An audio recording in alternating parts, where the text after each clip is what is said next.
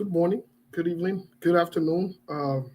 As expected, and as it was said, we were going to be here today with Mr. Alexander B. Cummings, the standard bearer of the CPP and the political leader of the ANC, as he promised that he would come back to join us into the conversation here today. So we're back here with Mr. Alexander B. Cummings. Would like for you to please share the show as you're joining us. Please help us share the show, guys. Today, the goal and the plan is to allocate time for you to participate, to make your calls, to join the conversation. We're expecting to be joined from Liberia as well on this in this conversation today. So let's have you please share the show in the meantime while we're getting ready, while we're getting situated here. Siku will be joining us, Milburn will be joining us, and so we expect a full house with a full conversation today with Mr. Alexander B. Cummings. Let's share the show, guys. I think we're receiving signal from Johnson. Let's have him join us. Johnson, we good?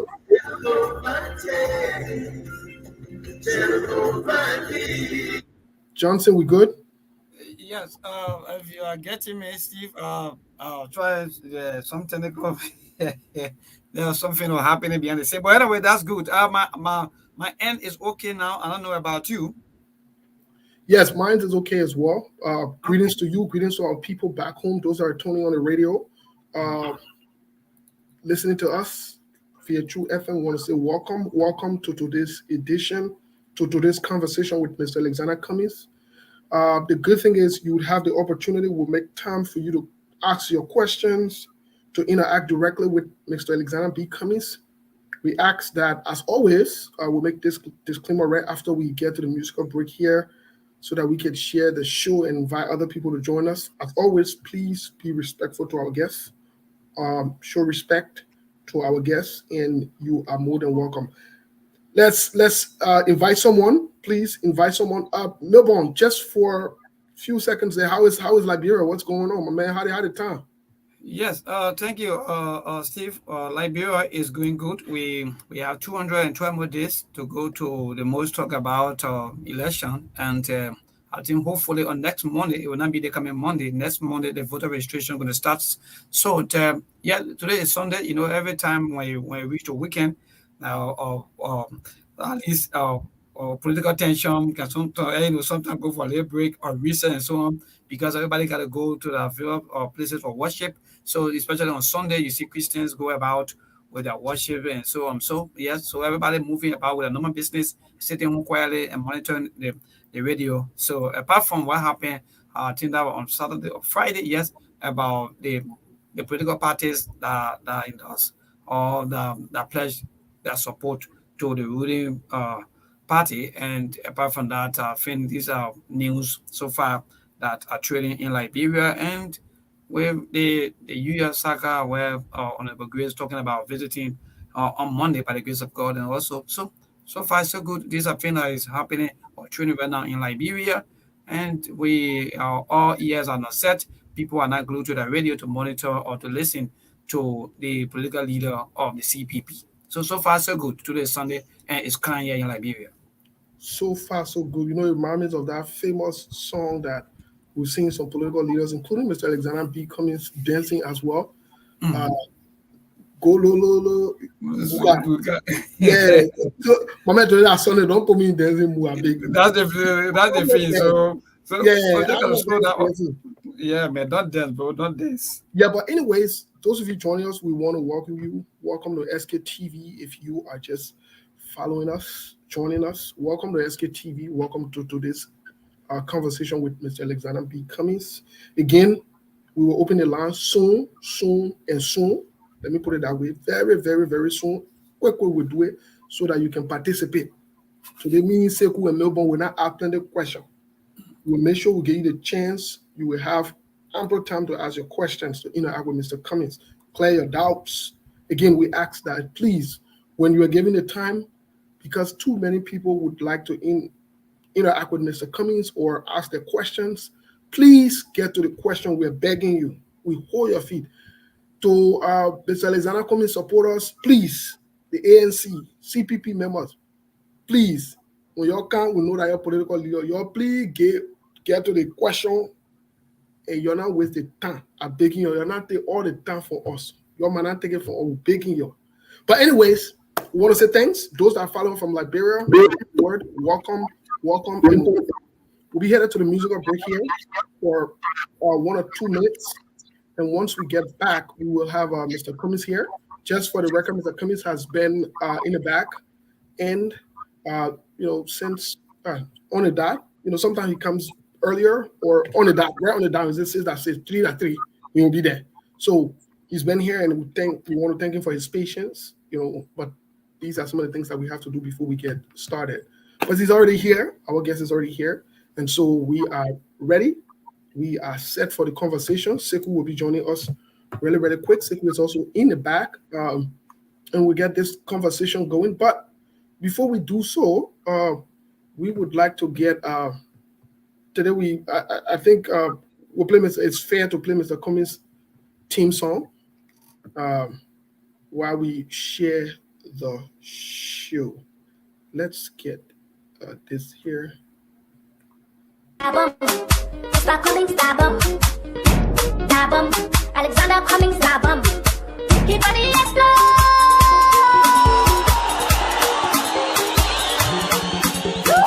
The leaders I love, the ones I trust so much, they made a fool out of me.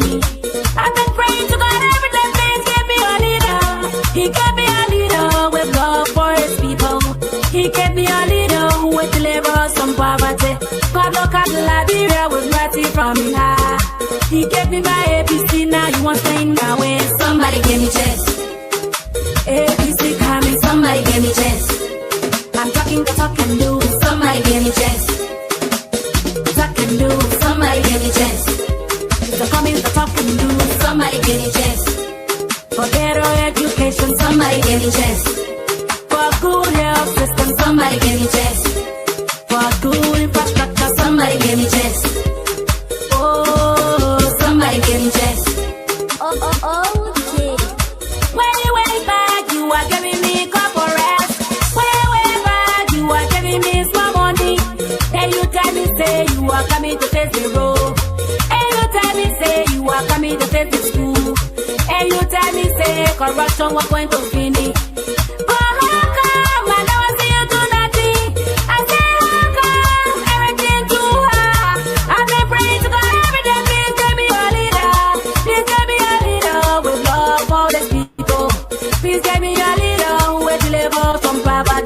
God look at Liberia with mercy from him high. He gave me my ABC, now you want to stay my way. Please give me chance. I said get up for him my face. Somebody give me chance. ABC coming, somebody give me chance. Alexander B coming, somebody give me chance.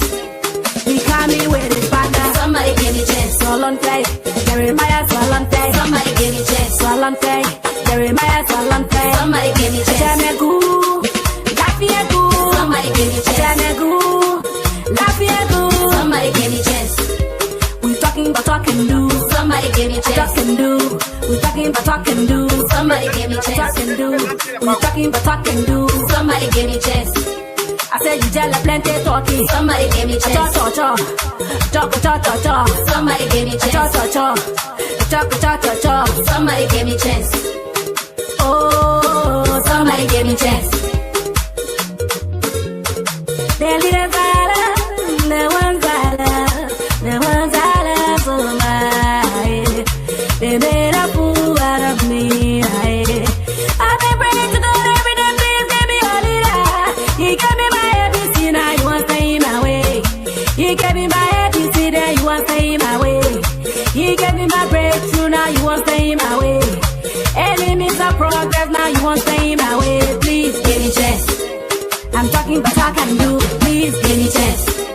Alexander B. Cummings, please give me chance. For good education, please give me chance.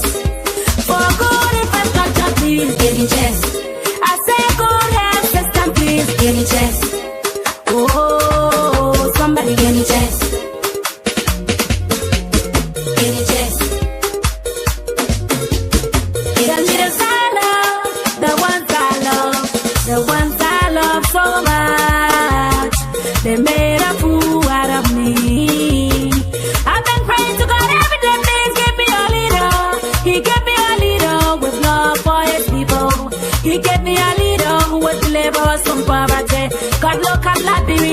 sacrifice it from him heart.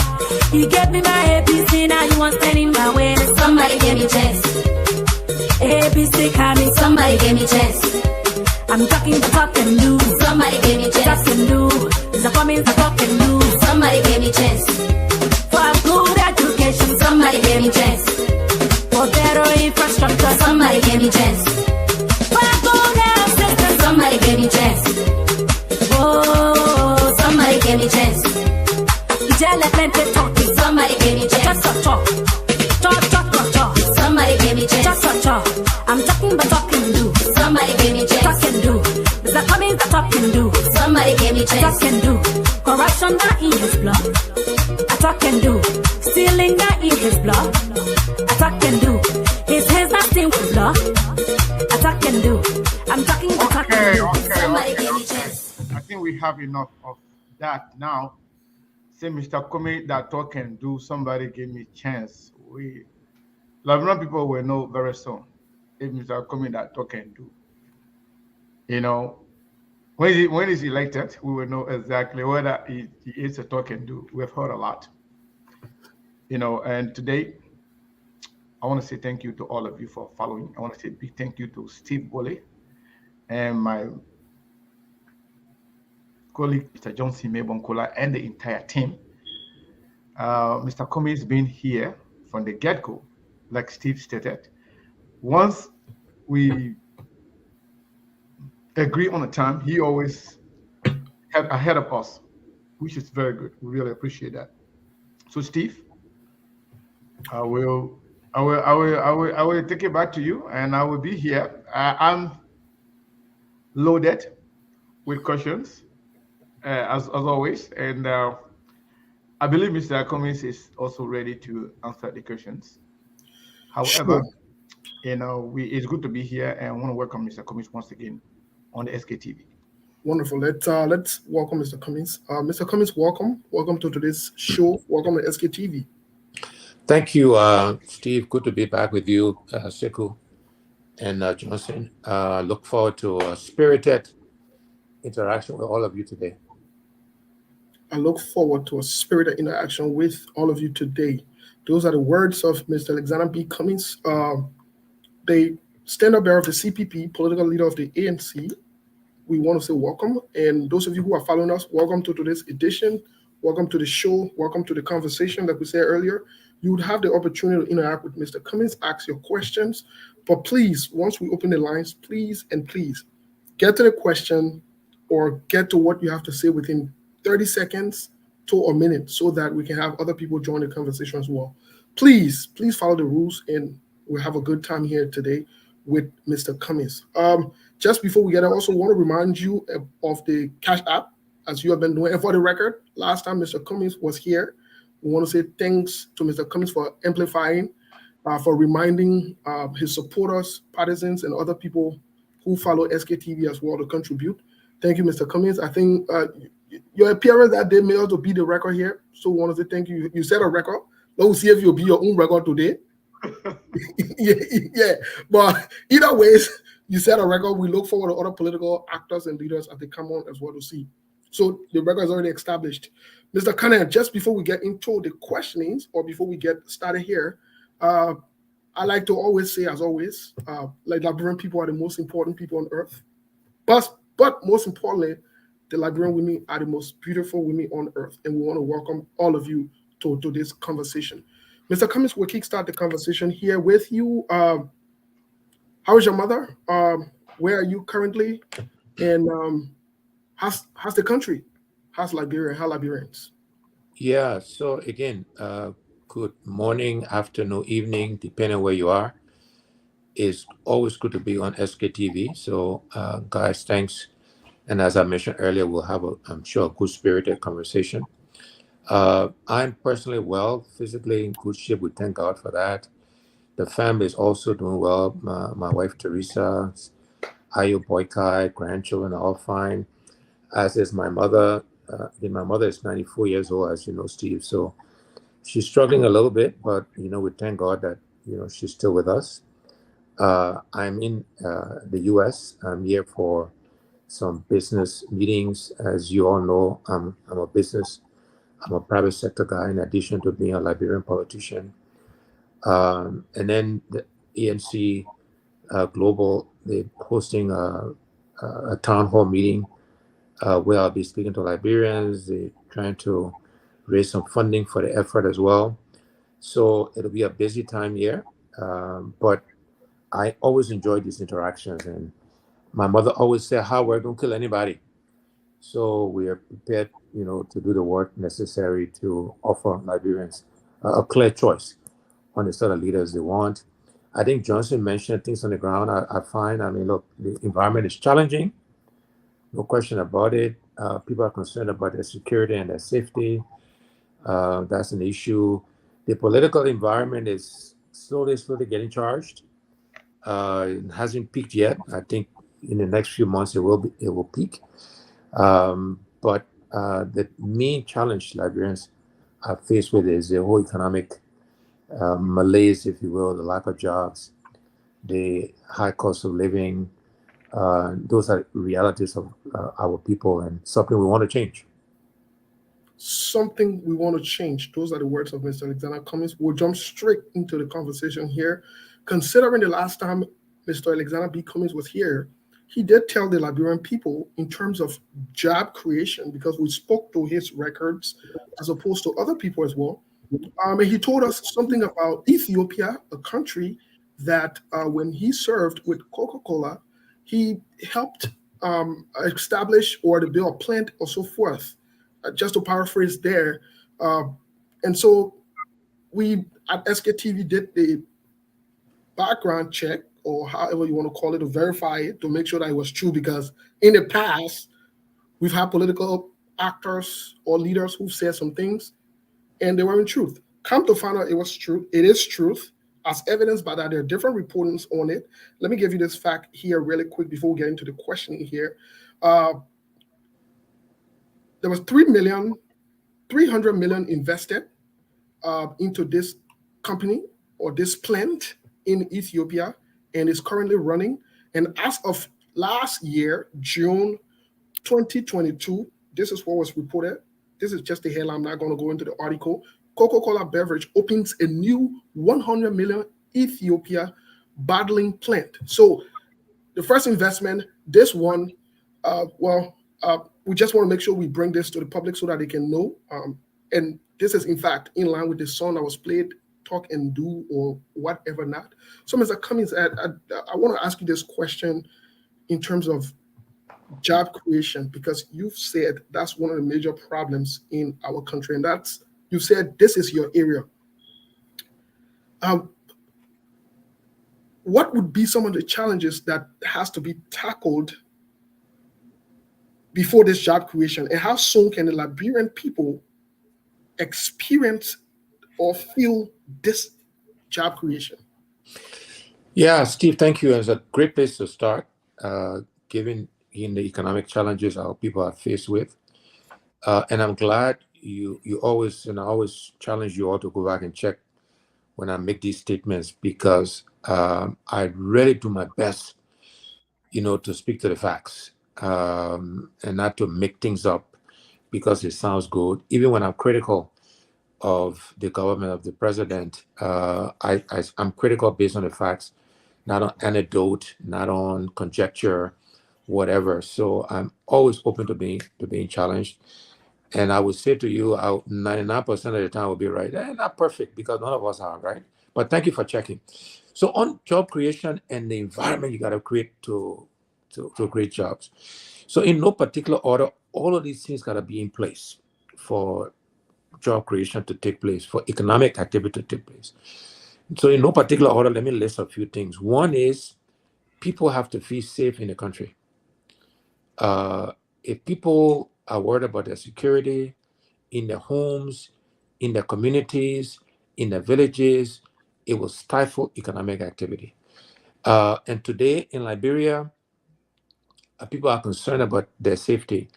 I was in Nimba a few weeks ago, where people talked about the fact that they don't feel safe going to the farm or walking around their village or sending the child, to the shop to buy for them. And so safety is an important ingredient to economic growth and activity, and therefore to job creation. Another thing that's important is the judicial system. It has to be fair, has to be independent. You cannot have the president or a minister calling a judge or somebody in the judiciary to influence what the judiciary does, because if what they call the sanctity of agreements, you have agreements with a foreign partner or another Liberian, and sometimes things don't always work out. You got to go to court. You want to make sure the court would adjudicate based on the facts, not influenced by somebody in government. And there's an example recently where the president is trying to interfere in what the judiciary is doing. So you have to make sure that environment is there. Then you got to make sure your rules and regulations are business friendly, that they're not overly bureaucratic, that they're not overly onerous. That includes your taxation policy, your regulatory policy. Yes, you want to protect Liberian citizens, consumers, but you want to make it business friendly. So if you create that environment, you will be able to attract foreigners. You will be able to incentivize Liberians to go into business. And so those are the kinds of things we'll do to make sure the environment is conducive. The ease of starting business, the ease of business registration, those are all things we'll make sure are in place to make it simple, easier for somebody who wants to invest in our country or a Liberian who wants to start business will be able to do that. So those are some of the ingredients that we'll put in place very rapidly to start creating jobs. Very rapidly start creating jobs. I want to go to some of the things we've seen you do most recently, just before Sekou comes in. We've seen you interact with, like we're saying, like, bro, the common people. You go into the market. We've seen you in different districts, meeting with people sitting like grassroots, the young people. We've seen different interactions at different times. Here is a question for you, because the issue of the presidency, yes, you can have the name recognition and all that extra, but it requires rigorous moving around like you've been doing. And you've been doing it consistently, throughout the week and so forth. Are you ready for this? Because all we are hearing from Liberian people is they jaw her, they country her. Mr. Cummings, are you ready to assume this hard responsibility that you're getting into without saying, oh, we met enter coffers, oh, we didn't see this, oh, we didn't see that, like we're hearing from the current government? Are you ready for this? The answer is absolutely yes, Sekou. Again, another great question. You guys always ask these very profound but simple questions that is on the minds of the Liberian people. And the answer is absolutely yes. We are prepared for the rigors, for the challenges of this office. And yes, the challenges will be there. I have no doubt that President Weah will clean up the treasury and will meet no money there. But, that's because we expect that. We're planning for it. And that will not be an excuse we'll use, or at least it will not be an excuse 5 years into our presidency. That's an excuse we use for the first 3-4 months.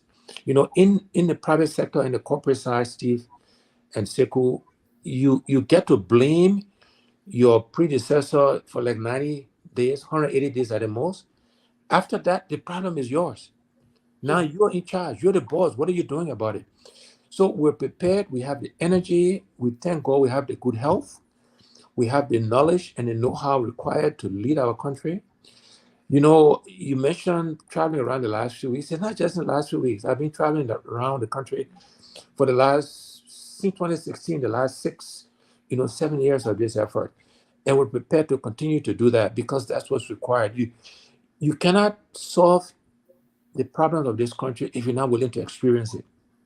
So what is the bad roads? What is the challenging living conditions? The incentive to fix it, to solve it, is to have experienced it yourself. And so we're going to travel the length and breadth of our country. We'll listen to our people. They know the solutions. Yes, we have ideas. We have some. But we need to mirror the ideas we have, that we have learned, with the reality on the ground of what people are experiencing and what they see as the solution. And that intersection is what will help us solve the issues of our country. So we're prepared, we're ready, and we're actually looking forward to the opportunity to serve Liberia, so that working together we can change our country. We are prepared. We are ready. Those are the words of Mr. Alexander B. Cummings. If you're just joining us, please help us share the show. You're welcome to today's conversation with Mr. Cummings. Sekou, is up to you. Thank you so much, Steve, and thank you, Mr. Johnson Mabon Kula. And a big thank you to our very listener from around the globe, from Liberia, from Australia, from China, from everywhere around the world. I want to welcome you once again to SKTV. Mr. Cummings, welcome back to SKTV. It is a pleasure having you here once again. I'm going to start where um, Steve started, but in a different form. Um, many Liberians are eager to see new leadership.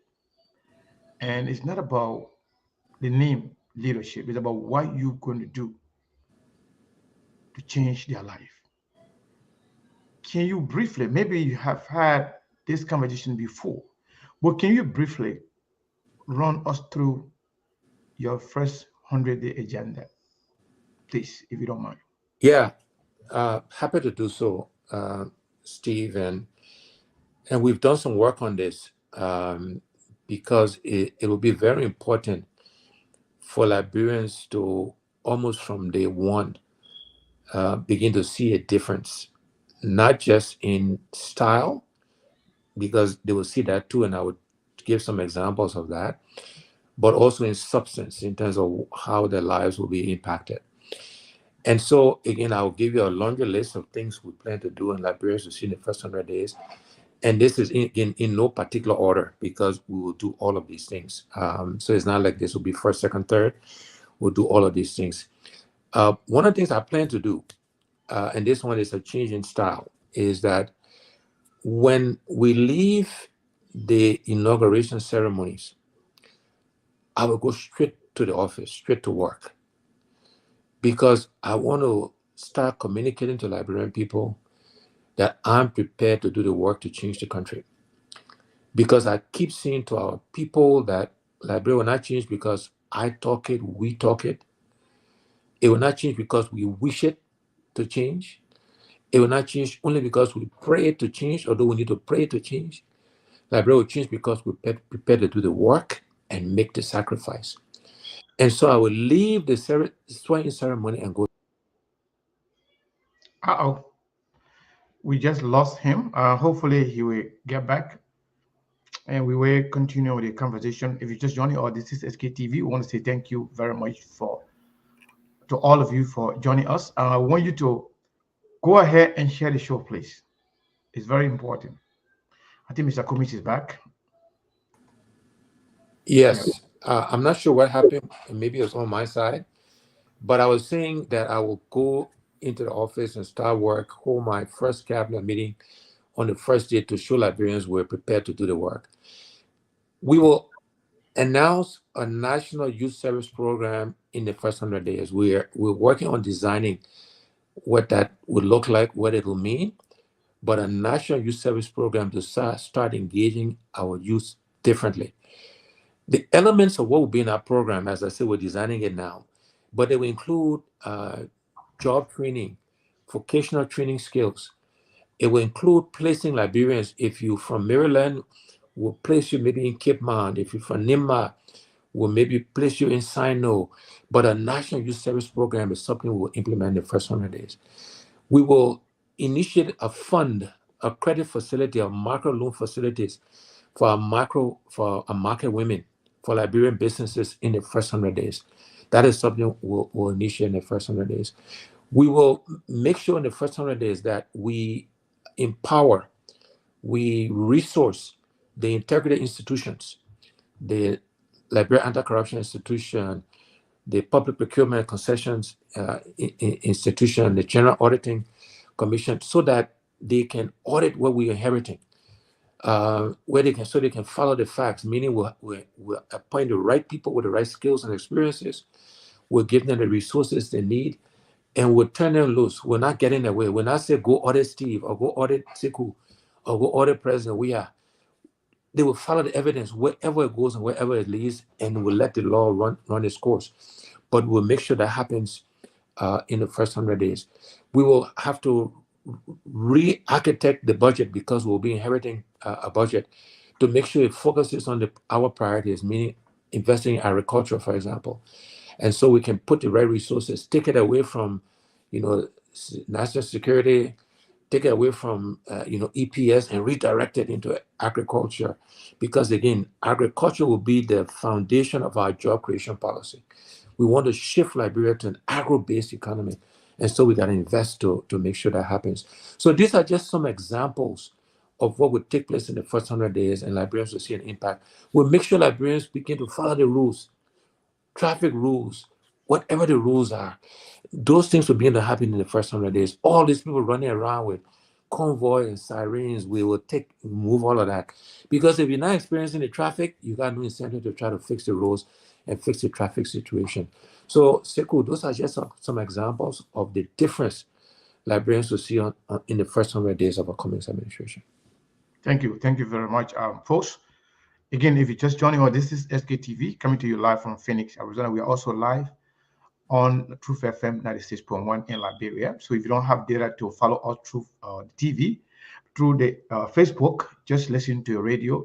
Whether you're in your car, you're in a commercial vehicle, you're in taxi, you're in the bus, feel free to tune into Truth FM 96.1 so you don't have to worry about data. So, Mr. Cummings, it's one thing to say we will do this, we will do that. We will build skyscraper, the street's going to be all gold and diamond.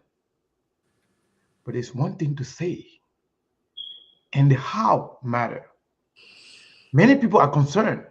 Anybody can say they can do anything, but the how matter. So I want to know, how can you connect, or what are you doing to be connected? Not the well-placed and well-connected people, but the underprivileged Liberians. How can they find that sense of belonging in the Cummings camp? When you campaigning to them right now, listening to you, how can they connect with you, or what are you doing to make them to feel, you know what, this is where we belong?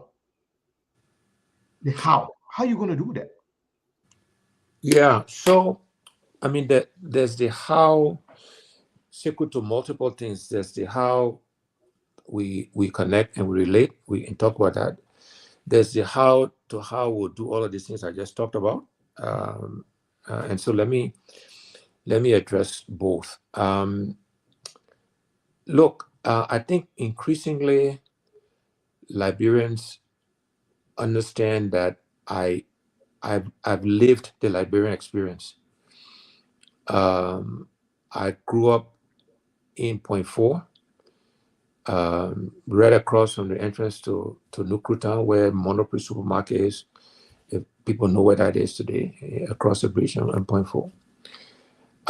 And I also grew up in Fiama. If Liberians know those neighborhoods. I went to a government school, demonstration school. I went to a parochial school, the experience of many Liberians.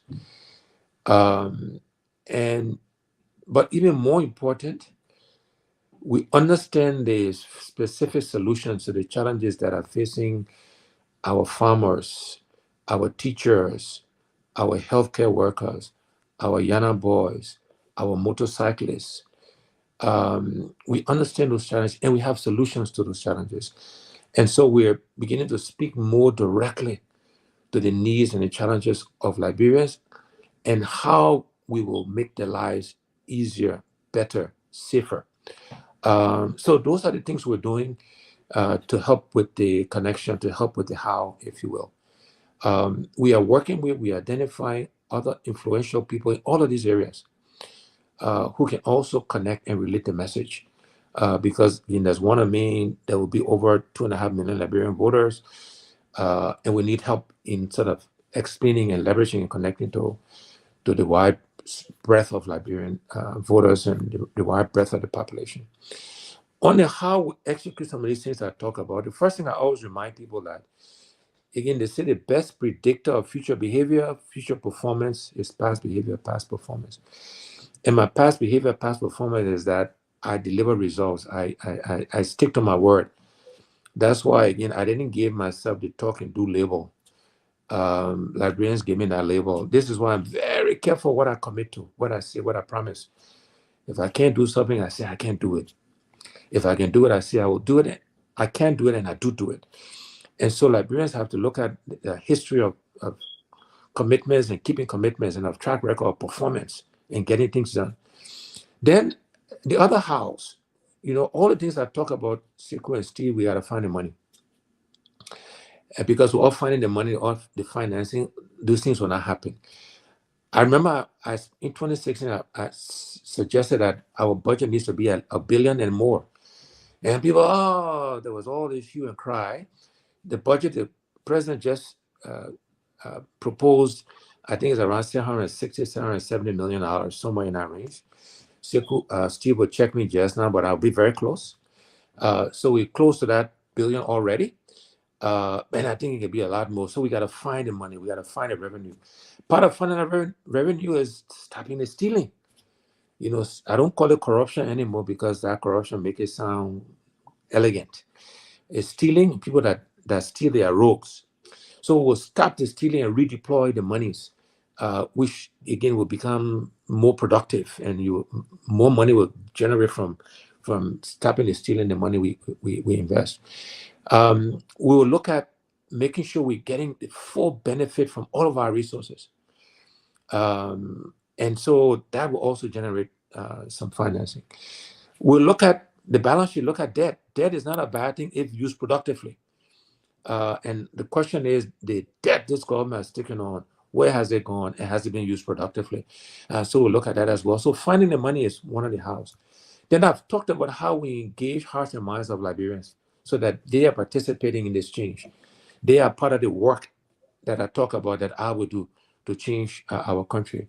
Then we'll use the use of technology to help accelerate the transformation of our country, whether it's in healthcare, in agriculture, in education. Technology can help us leapfrog.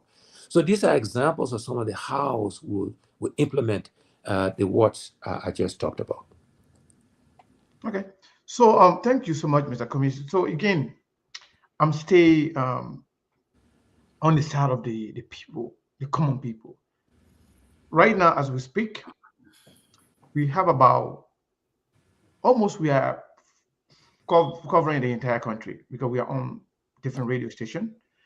And Truth FM alone, we are covering 9 different counties on this one, and then on the other one, we are covering about 4 different counties, even in part of Ivory Coast and Guinea. So pretty much the entire Liberia is listening to you right now. The old lady in my own hometown, in Payne, Nima County, listening to you right now. How can they feel to say, yeah, this is our guy? What are you telling them to motivate them? You know what? We got to go vote for this man. This man is our guy. And somehow to extend that question to another level, you've been going around, been meeting people. I'm talking about people who are suffering and underprivileged Liberians that you've been meeting on a daily basis. What are they telling you? What are some of the major concerns they have? And how do you intend to address their concern on day one? So I'm hearing about people's safety, Liberians not feeling safe in their homes, in their villages, in their communities. I'm hearing about the hard economic challenges our people are facing, the lack of jobs. Those that had jobs in the civil service, their pay was quote unquote harmonized, and they were not being paid consistently. I'm hearing challenges farmers are facing, healthcare workers. Drugs used to be available with some frequency in the past in the health centers and the clinics and hospitals around the country. That is not happening again. I mean, these are just facts. Right? School supplies are not happening regularly. Teachers are not being paid regularly. So this is what I'm hearing, the economic hardship as a result of the mismanagement of the country by President Weah and his government. And so I say to all Liberians, let me take it one by one. If your mother is in farming, we will specifically address farming. We'll specifically make sure that farmers have the fertilizers, the seeds to plant. We'll specifically make sure that when they plant the pepper, the bitter pepper, the cocoa, the oil palm, the rice, that we'll reestablish LPMC so that they will know someone will be there to buy it at a price where they can make money. So the in farming will address specifically.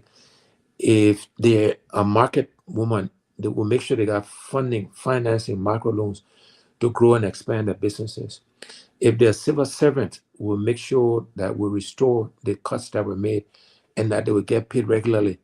Because again, when civil servants or healthcare workers or teachers, when they get paid regularly, when they get paid a living wage, Siku, they will spend money. They will be able to buy that pepper from the farmer. They will be able to, buy goods and services from their neighbors. That's how you create the virtuous cycle of economic growth and activity. And so we'll be putting money into the pockets of the average Liberian. We'll be creating jobs. And I haven't talked about ecotourism, but another way to create jobs in the country. So these are all examples of things that would directly impact various constituencies. I spoke to some motorcyclists the other day. The first thing I said to them, Sekou and Steve and Johnson, is that we shouldn't underestimate the role they play in providing transportation in our country. We need to acknowledge that and not be derogatory about it. But beyond that, for those who want to move on, we need to provide the opportunity for them to move on beyond being motorcyclists. If that's what you want to do, you should have that right to do it. You're providing a service, moving people from point A to point B. But if you want to move on, this is where vocational training comes in, job creation. If we're fixing roads, if we're investing in housing, you will need carpenters, you will need plumbers, you will need electricians. So we give them the training they need, and then we redeploy them to jobs that will meaningfully pay them so that they can move up the economic ladder.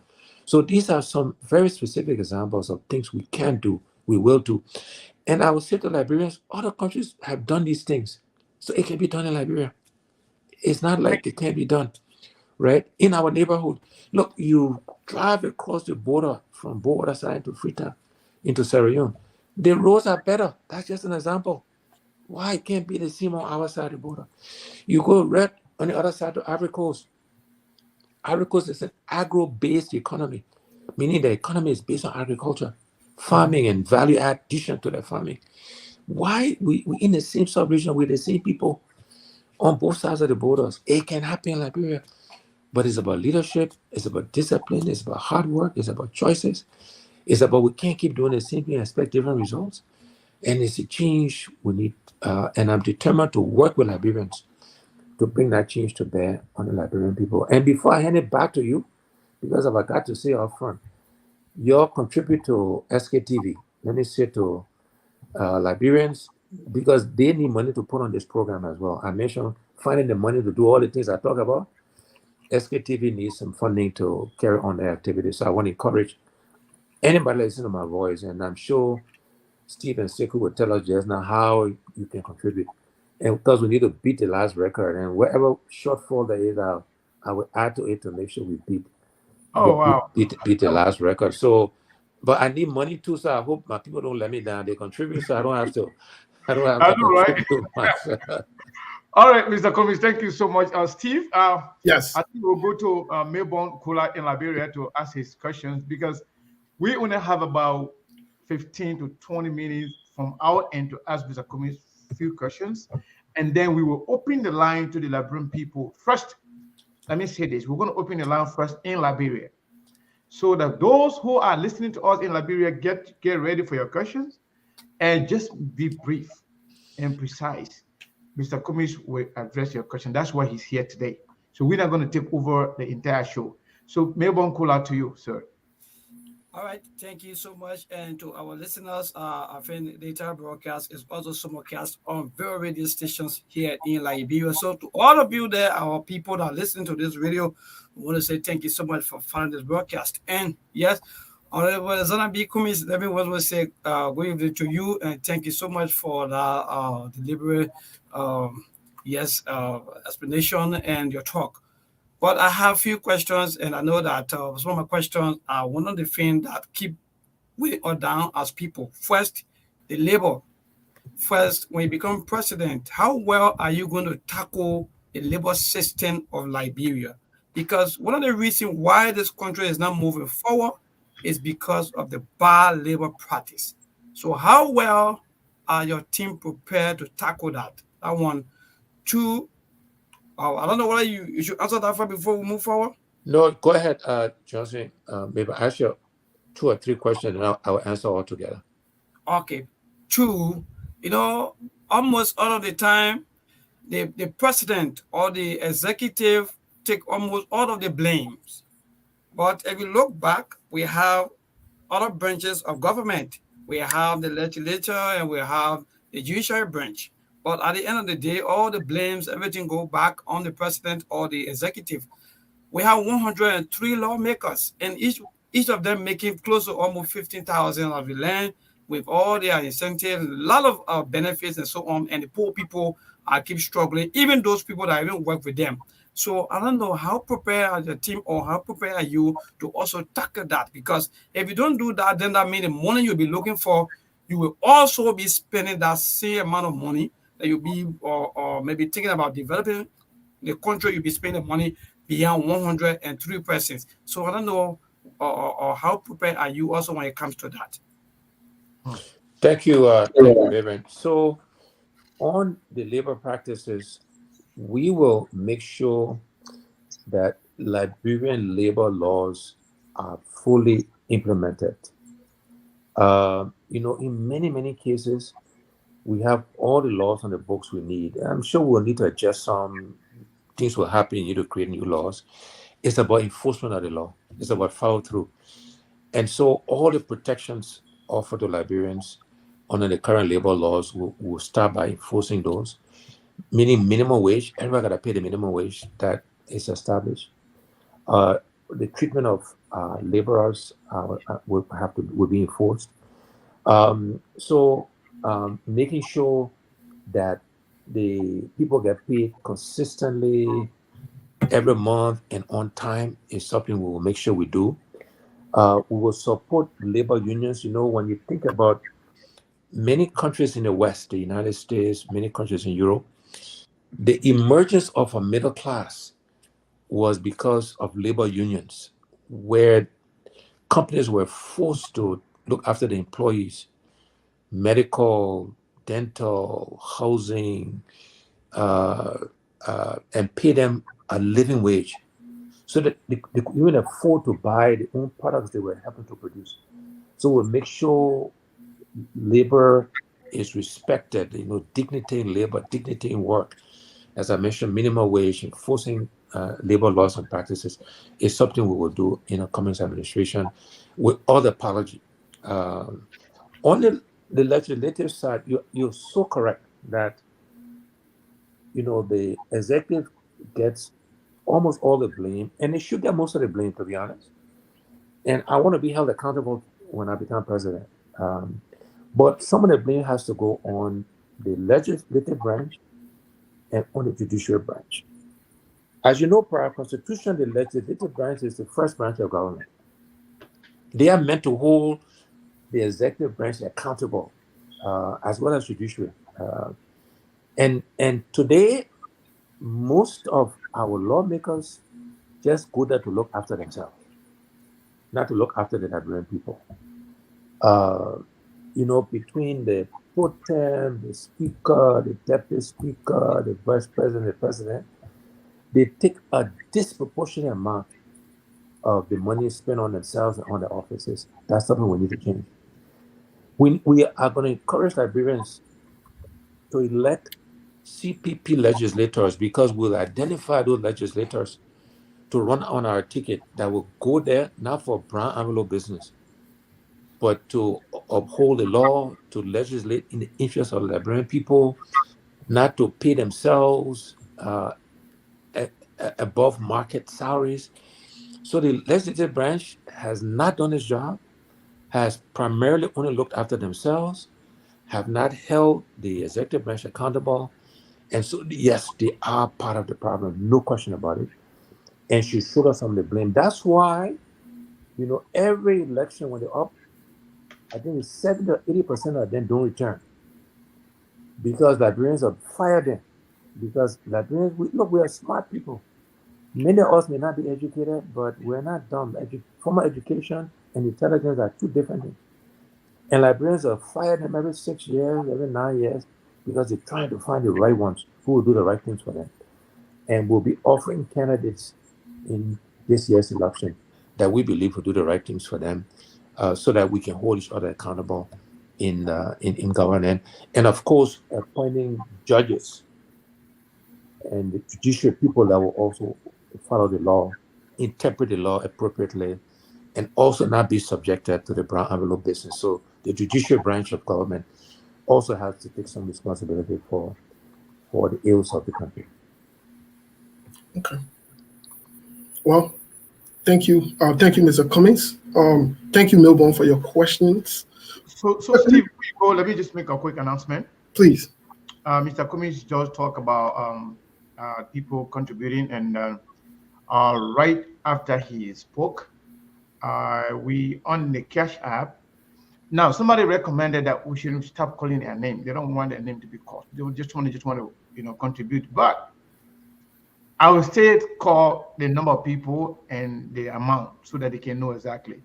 So one person, two people send $100 each on Cash App.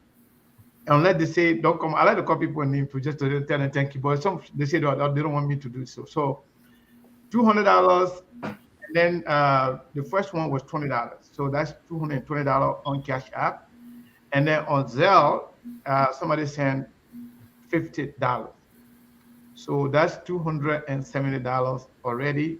We want to say thank you to those who donated to SKTV. So for the record, the last time while we were on, we were at 480 something dollars when we were on. By the time Mr. Cummings left, two other people sent $100 each. So we were close to 700 because it was about $685 that day when Mr. Cummings was here. So just for the record, that was around $700. If we can pass $700 today, then they are breaking their own record. If it's less than that, Mr. Cummings say he will add to it to complete it, but they don't want to take money from their leaders.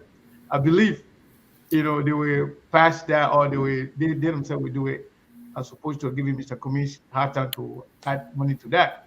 Mr. Cummings, want to say thank you to you and your supporters for supporting SKTV. We appreciate it. Yesterday, Steve was telling the Liberian people that from April, we will host people. If we invite anybody, fine, you have nothing to pay. But if people reach out to us that they want us to host them, that they will be charged a certain amount. And I told Steve, to your credit and to the credit of ANC people, the last time you were here, they contributed more than anything we can even ask people to pay us, because we've been doing this pro bono since 2018 up to today's date. We never charge anybody for coming on a platform because we believe we're doing it for Liberia and the Liberian people. So we appreciate everybody that are coming up now to help or maintain this platform. We appreciate it. So Steve, back to you. I just want to make sure I make that announcement. As people continue to make their contribution, we will announce the amount and we'll update you as to how much we have received. Thank you so much. Thank you, Sekou. Thanks for the updates. And thanks to the ANC supporters and Mr. Lezana Cummings. That means starting off April, Mr. Cummings will count, he will get discount. But anyway, let's get back to the conversation here. Just to ensure that we're getting back with the Liberian people. Mr. Cummings, today the conversation seemed not to be of a political nature, as always, as we do speak about the other political thing, which is important, by the way. But we're in the last minutes to elections. And so the thing that matters to the Liberian people, which I term as the bread and butter issue, is what we are going to, hold, political aspirants by going forward. And so, in this light, since we're talking about job creation, security, the economy, and so that the Liberian people can be able to feel it once you become president. Since we're talking about that in that context, here is something I wanted to bring to your attention. The IMF 2008, actually March 8th. This is what President Ellen Johnson Sirleaf was able to do in order to, clear the economic path to some extent. First of all, this was reported. Liberia's areas built up since 1980s and normalized financial relations with the IMF. IMF provide financing to Liberia of 952 million. Debt relief support by almost 102 countries around the world. President Ellen Johnson Sirleaf was able to get a debt waiver. And the reason I'm laying this premise is because if when becoming president, you are going to inherit debts. That is a fact. That's not, and it's probably either going to be, as we're speaking now, 2 billions or plus, anywhere in that margin. And to jumpstart this economy, this will come to play. That because this particular debt will affect our borrowing capacity, around the world, our image as Liberia, as a nation, and you as a president as well. What are you doing to tackle this? What are your plans? Can the Liberian people be assured that something will be done about this? Yeah, so it's very unfortunate, and again, it's just another manifestation, another example of how bad President Weah and his government has been for Liberia. And when as Liberians are facing the hardships they're facing, when compared to 5 years ago, I don't think there's any question Liberians are worse off. Their life has gone backwards. Somebody who maybe could afford 3 meals, maybe they're lucky they can afford two. Somebody could afford two, one, and it goes on and on.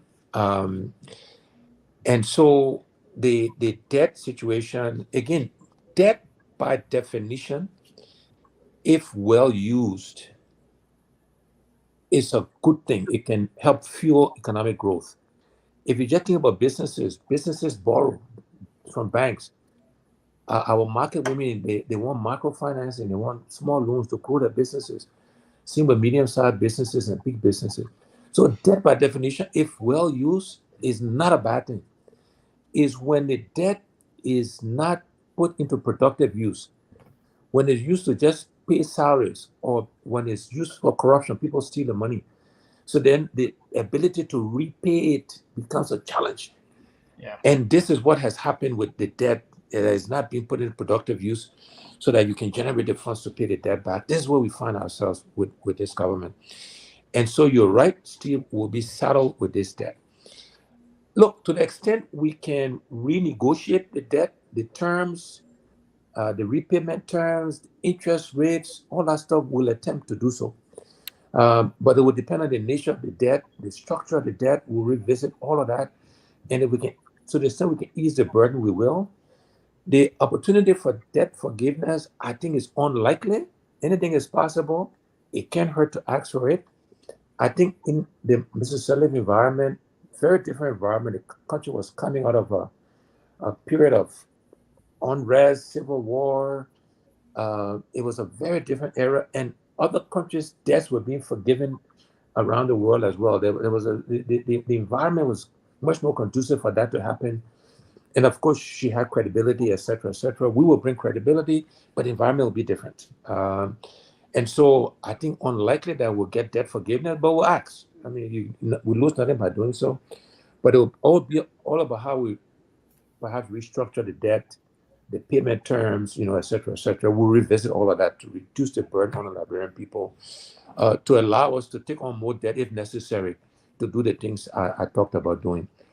So we will look at all of that and look for opportunities to reduce the burden on the Liberian people. But this is something we'll be inheriting. The good news is we know that. we know it's been mismanaged. We know we'll be inheriting this challenge. And so we're starting to think about now how we will solve the issue of the debt that we'll get from the we-led government.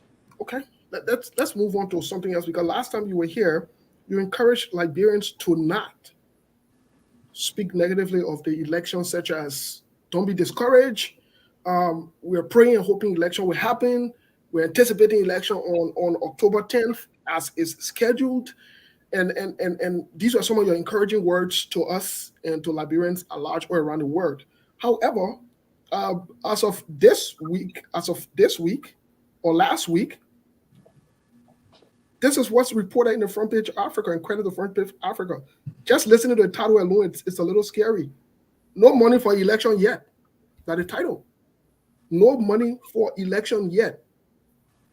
Do you still believe elections would hold, Mr. Cummings? If so, if NEC is alarming, there's no money for elections and so forth, are we in trouble here in terms of mismanagement and all that you spoke about? Yeah, so Steve, let me clarify what I did say. And what I said is we should not countenance election not happening. So I didn't say we shouldn't be critical, because I have been critical about the NEC, about the government funding of the NEC, and I'll answer the question in the headline from front page. But what I said is we should not countenance, we should not be talking about election not happening on October 10th because we're creating a constitutional crisis. So I don't want to talk about that, because we need to hold the government feet to the fire to hold free, fair, and transparent election. That was the point. Having said those, again, sometimes people ask me, and I don't know, maybe you guys have asked in the past, but certainly I was in Nima, I was asked this question. Oh, I know, on Red Power in Broadville, and asked this question: is there anything President Weah has done well in his administration? And I said, and a sedition called and got vexed with me. And I said, there's nothing I can point to that the president has done well. And the reason why the lack of funding of the National Election Commission is just another example of the bad leadership of President Weah. Our democracy and the constitutional duty of the president to defend our democracy, I can't overemphasize the importance of that. The lack of fair and transparent elections is what led to the unraveling of Liberia going back to 1985. And I don't know if President Weah hasn't learned from the recent history of our country and the risk he's taking in not adequately funding the election. All the commissions are partisans, and the reason why I make that assertion, by law, Steve, the president has the right to appoint all the commissions. That's his right. What Mrs. Sirleaf did, former president, even though she had the right to do it, for the appearance of fairness, the appearance of balance, and you can check this too, 3 of the 7 commissioners were nominated by the opposition, and she appointed them. Just to show there's the appearance of balance, of fairness. The current chair of the commission today was nominated by the CDC at the time, who is now chair. But the president did not follow that practice. He appointed unilaterally without any input from the opposition. By the way, we need to change election laws so that the president doesn't have the right to appoint all of them, but that's a different conversation. But the point is, these concerns exist. And even with the commission as currently structured, organized, and appointed, they are withholding monies. And so they're putting the election at risk. They are putting our democracy at risk, and this is not acceptable. Shame on President Weah, shame on the CDC-led government for not adequately funding the NEC. As the chairman said, not only reducing the amount they asked for, but they're not even giving them the reduced amount. The international community has spoken about this. They are helping, but at some point we got to do this on our own. We got to own this country, and this is us, this is Liberia, right? We can't be dependent on foreigners to do what we should be doing for ourselves. So shame on President Weah, shame on Samuel Tua, shame on the government for putting the democracy of Liberia at risk. And that's what they're doing, given the history of our country. And so shame on them. And we'll be talking even more forcefully about what risk they're bringing to our country and to our people. Thank you, Mr. Cummings. Let me throw in this last question. Just so Steve, just a second. I think I want to admonish you for that to be the last question, because we're supposed to go to the line a while ago. Yes. And we promised the people that we're going to give them the 1 hour. So let's make sure we do that. Most so definitely. that will be the last question. And I also urge Mr. Cummings to, if you can, make your answer brief on that so we can go to Liberia, at least take 10 calls in Liberia. Then we can go to the diaspora, so that I don't want Mr. Cummings to stay here 1 minute over the 2-hour agreement today. I want to send them making me correct on your time. I want to be correct on our time today. So to make sure that the next time we call the man here, you will not have problem coming. So let's make sure we respect the time. Go ahead, Steve. In our light, let's get to the calls to Liberia. Let's hear from the people. Yeah, because you know what? After those things, you can still get the last calls. Sure. Let's get to the calls from Liberia. Somebody calling me from Liberia. I say, "You call Melbourne. You don't be calling me from Liberia." All right, so folks, if you just joining us, we want to say welcome to Truth FM 96.1 and the program SKTV Live on Truth FM. Today is Sunday, which is going to be the 12th day in the month of March. So the numbers to call and to be part of the show is 0778 339682. Again, 0778 339682. Please be brief and stick to maximum 1 minute. Maximum. Yeah, 1 minute exact. So please let me see. Yeah, the line already started jamming over. So to this caller, good evening. Yeah, my brother, we are great. Thank God. What's your name and from where you joining us? Very low. Yeah, Okay, I can hear. Very low. Here. Yeah, sorry. I think I'll change that line. That line is giving a little problem. So let me use. Sorry, though. So I'm going to use line 2. So let me say this quickly to this guy. This our Nigerian friend who is happy to be a Liberian. We want you to be very civil and respectful in the conversation. We don't want to block anybody. We pretty much released everybody that were blocked last year. Okay. After the last show, so we want to make sure we're not going to block anybody, but be respectful of our guests and be very selective of your wording. Other than that, we'll speak for safekeeping. Okay, so 0770-20-31-25, that's the alternative line you have to call because the other line is like a little bit low. So 0770-20-31-25, and you'll be live on Truth FM 96.1. So this caller, good evening. Good evening, Johnson. Yeah, my brother, what's up? Let me say good evening to the next president of the Republic of Liberia. My name is Conquest, Prince Arvin Conquest, and I join you from the city of Painesville. Go ahead, Prince. Basically, Johnson, I do not want to ask Mr. Cummings a question. I just want to quickly make a comment. Whenever you listen to radio in the morning, when you listen to the kind of terrible news that comes out every morning, you sometimes want to lose hope. But mind you, every time I have the opportunity to listen to Mr. Cummings, quite frankly, it gives me hope. It gives me the feeling that this country we still have somebody who we can rely on, to take the country from the kind of mess it is in right now. All right, that's the reason why I can normally say if Liberia deserves better, then definitely Liberia deserves Mr. Cummings to become president. Thank you so much for the Thank you so much, Prince Arvin Gongwa. To this caller, good evening. Hello? Yeah, my brother, good evening. What's your name and from where you join us? Yeah, good evening, Chief. This is the voice of Chief Patrick. I'm bringing this beautiful evening from Telecom Community. Let me say good evening to the panelists along with the food. Firstly say thanks to him and we wish him well and everything should be on track.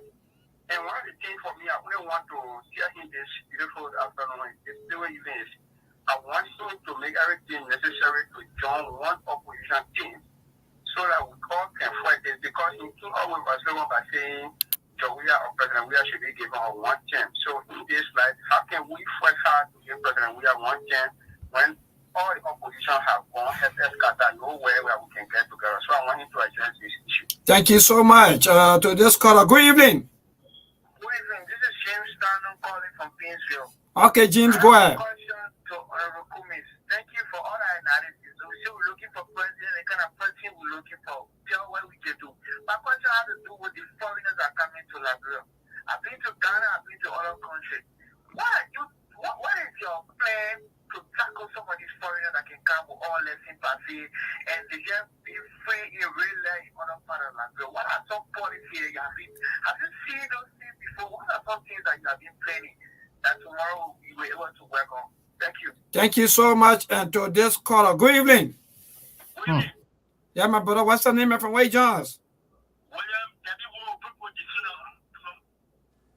Purple Defender from where? Bentonville. Okay, go ahead. Thanks very much. Let me say thanks to Honorable Cummings. This is my first time in the having with him on the show. But what I want to say is that I don't want you to go. They are going to get broke. After 2029, that we will think about him. So now, that we have resolved each other and we are 2023. Because we are saying we have his love that we need is not that we are carrying, but it's not that. About that we say with somebody else. Thank you very much. Thank you so much to this caller. Good evening. Hello. My man, you don't cut you off if you don't want to move away from the your monitor. No, I'm fine. What's right? Okay, go ahead. What's your name and from where you join us? I'm Joe Mulu calling from Prophet Residence. Okay, go ahead, Joe. Yeah, Honorable Cummings, I would like to know in your administration, if you win, how are you going to legalize the same-sex marriage? All right. So to Legalize this caller, sex, you said? whether he's going to legalize it or not, I think that's the question. To this caller, good evening. Yeah, good evening. Yes. What's your name and from where you join us? Okay, from Ganta, Nima County. Go ahead. I want to tell Mr. Cummings for the show. Well, one thing we now know as the Ibadan, that to find how to control the government of the Ibadan now have control. So, You said, excuse me, you said the governor or who? the governor of Lima, Oh, okay. All right, the godfather of Nima County. yeah, PYJ to come to his side, right? yeah, but he went to that to Sam and tell the president that he wants to go. That kind of go. Okay. Thank you so much. So you are recommending for PYJ to come How to many, his side. how So many this- call? How many call now we have taken from Liberia? So I want to make sure we limit it to 10. yeah, my brother, good evening. What's your name and from where you join us? Address them. Shetra came back calling from district number 10. Okay, go ahead, Shedra. Yes, I want to say thanks to the next president for Liberia, Honorable Alexander Cummings. He's the only alternative. Comes October with voting and he will take all Liberia to change Liberia. Thank you. Okay, this caller we're making it I think our 7 or 8 calls. Good evening. Yeah, good evening. My name is Colin, David Collins from Kingsville. Okay, go ahead. Okay, I want to ask, I have a 2 questions for Mr. Ellis Cummings. Mr. Ellis Cummings, if you become president tomorrow, what will you do to strengthen the education sector? 3. 2. Mr. Ellis Cummings, if you become a president tomorrow, what will you do to strengthen the security sector? 3. Mr. Ellis Cummings. No. You get it. One question is enough for one person. All right, thank you so much. And I think that caller will be our last caller that will go over to the team there for the US of A. Good evening. Yeah, my brother, what's your name and from where you joining us? Okay, go ahead, Sam. Thank you to Mr. Cummings, my political leader, well, and I know he's related to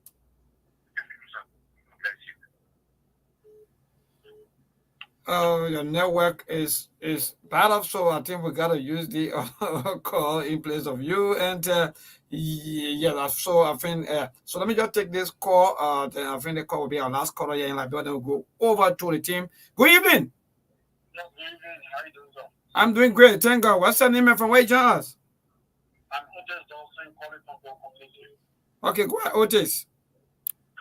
Okay, I would like to say to Mr. Cummings, the only thing really I have to say here is that the only best beautiful thing in my country that I can really enjoy is the sport. So what you guys do for the sporting set of our country, really if I will have the chance to predict this coming election, I would say to Mr. Cummings, he has to relax and give himself a space because after this president's second term, the next time to come, he want to be the president and he has to give himself the chance. Because he still get anything, he still get the strength to win this nation. You don't need to rush.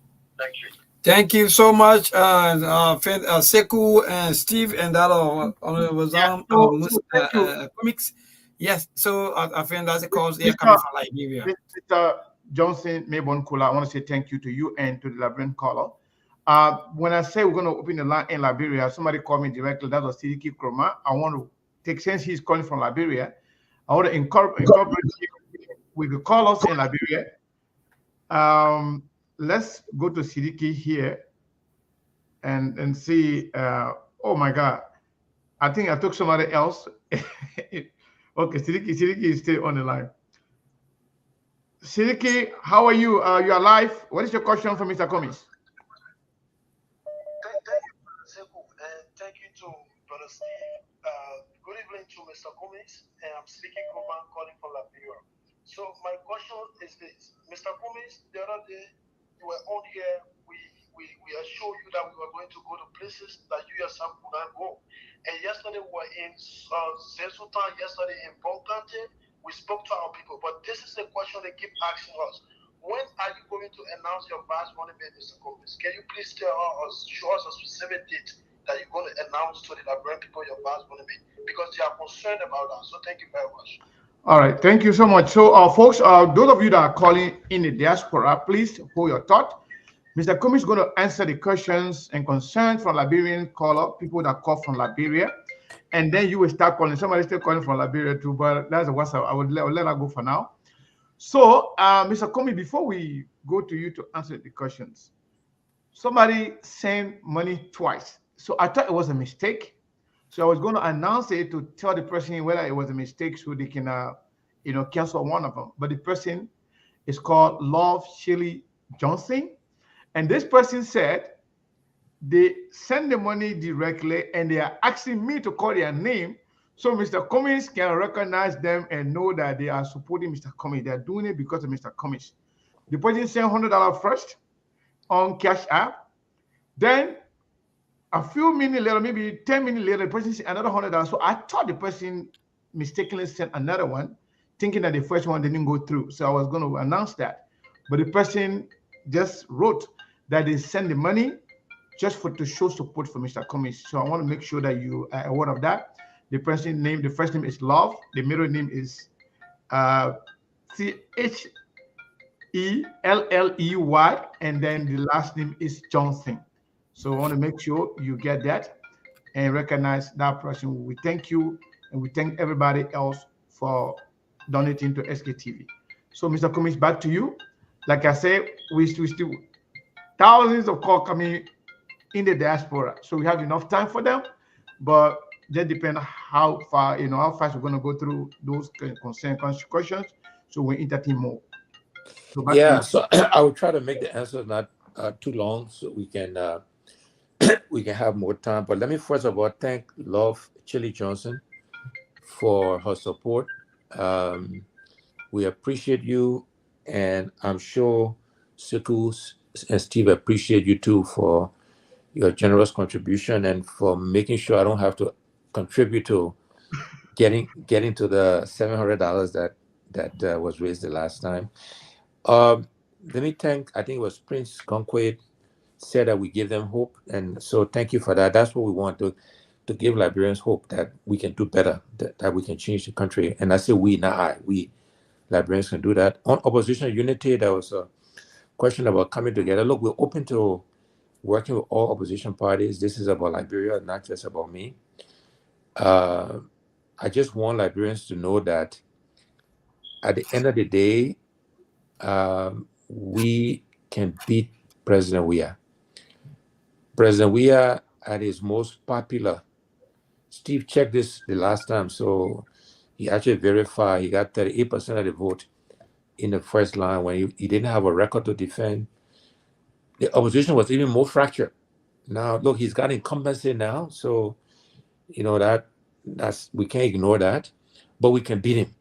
And yes, we're open to opposition unity. It'll be good if we come together, but we can still beat him. So Liberians shouldn't be fearful. Question about foreigners coming to the country. Look, our Cummings administration, we will enforce our immigration laws. We're not anti anybody. We're not anti foreigners. But everybody got to follow the law. I'm a strong believer in rule of law. I will follow the law. I will follow the rules. I do that today. And so whether you're Liberian, whether you're foreigner, you follow the law. So if you come into this country, whatever our immigration laws are, you have to follow. And then you'll be welcome in our country. Pro defender said I should wait till 2029. He must be happy because he also say he likes sports and that kind of stuff, but the president has done nothing with sports. So he won't delay any work done on sports at 2029. I mean, that's why here you see Propo defender. Look, the election is 2023. We should focus on that. Let's make President we are a one-term president so we can reduce the suffering of Liberian people so your life can get even better. And we want to be defender of a middle class Liberian of Liberians who are emerging beyond being poor. And that's what we offer them. And we will invest in sports in our country. For a president who was a footballer, after almost 6 years in leadership, we don't have a real proper sports academy in the country. Football academy, Shima president we are. And we'll now wait, and we shouldn't wait for 2029 for us to have that. We'll have that in Liberia when I become president. Joe asks if we'll legislate same-sex marriage. The question is no, we will not. Not a lifestyle we support, not a lifestyle we practice. We will not. Just to be very clear and emphatic. And again, that's part of the CDC and in some cases the UP propaganda, but it's all sort of BS and not something that will happen in our administration. Question about NIMA, PYJ support, Godfather, NIMA County. Look, we're open to any Liberian supporting us. We're not going to push anybody away. Country belongs to everybody. Anybody who wants to support us, we welcome your support so that we can work together to change our country. And that includes any Nibayan, any Lufayan, anybody from any part of our country. We welcome support so that we can win and change Liberia. There was a question about education and security. On the education side, is one of our top 5 priorities. We want to focus on teachers training at all levels, university, secondary, middle school, primary. Good teachers, you will get good students. Good input, good output. So paying teachers well, training them well, so that they can impart the right knowledge is something we'll focus on. We'll focus on vocational training, vocational skills, technical training, technical skills. And then adult education is an area that will focus. On security, I mentioned unless people feel safe in the country, you will not get economic activity, economic growth. And so it's an area we'll focus on, make sure the police is well led by professionals with the resources, the equipment they need to enforce the laws, to make sure we feel safe in our homes. And all security agencies will be well staffed and will restore security to our country. There was a question from Sam in Bassa. No, it was a comment. So thank you for your comment. I think Otis talked about sports. We will invest in sports in Liberia. It's a short answer. Sports can help you teamwork, integrity, collaboration, all of those things sports can help with in addition to the joy of sports. Sports can unify people, can bring us together as a country. So we'll invest in sport. And Siddiqui wanted to know when we announce our vice running mate, by or before, the end of May. We are actively in the search for that person. We have to go to convention by late May, and coming out of the convention, we want to have the ticket announced. So that's what we're shooting for, having the first standard bearer named. So I hope that was quick enough. Very, very quick. Yes. And as a matter of fact, I can't even believe you did that, but kudos to Thank you. you. Thank So, you. But quickly, someone asked about the sensor. somebody asked about the sensor. About the what? Sensor. What's your own take on the latest sensor report? So I think the last time I was on, Steve asked about it, Mayborn, and we have some very serious concern about the integrity of the sensors. There was noise before the sensors, during the sensors, and now after. We're still waiting for Legis to release the details of the sensors. They haven't done it yet. They only have given the headlines. And as I always like to say, I like to deal with facts. We want a detail so we can analyze it. We got statisticians on standby. We got demographers on standby. We got lawyers on standby. So we'll get the details, we'll analyze it, and we'll comment from a more informed point of view. But our initial reaction is that we think it lacks integrity. It seems to be bogus.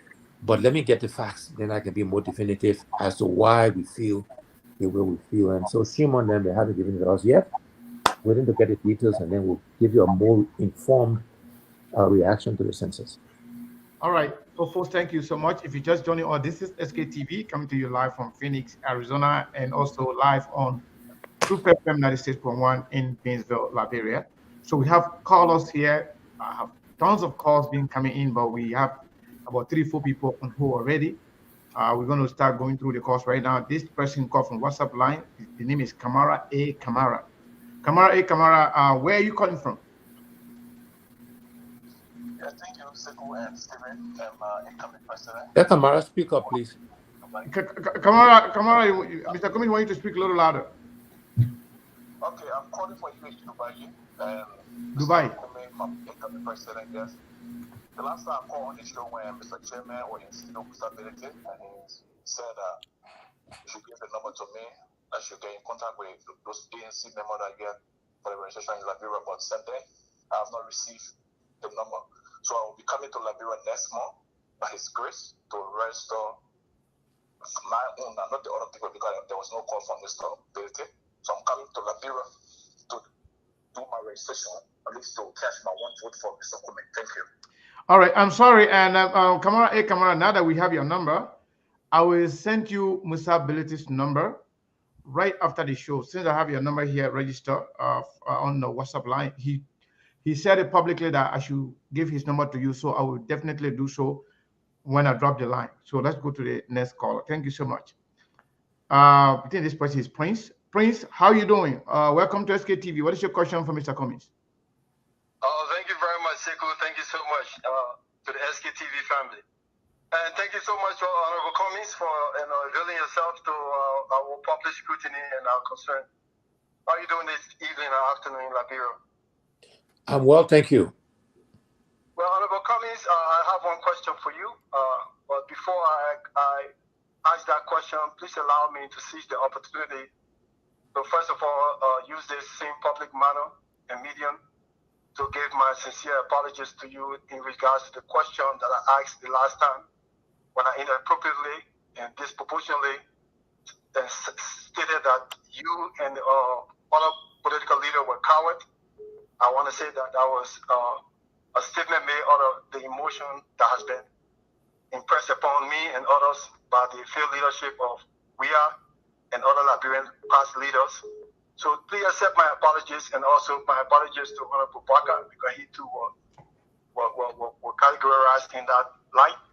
So my apologies to every one of you because I understand the circumstances, the dynamics, the risk, and more importantly, if I am to be to have that mentality and supporting you at the same time with conflict and contradict my support for you because I know you are a brave person and it is through your gallantry that I led you to be able to endeavor in the Liberian politics and make the sacrifices you have made so far.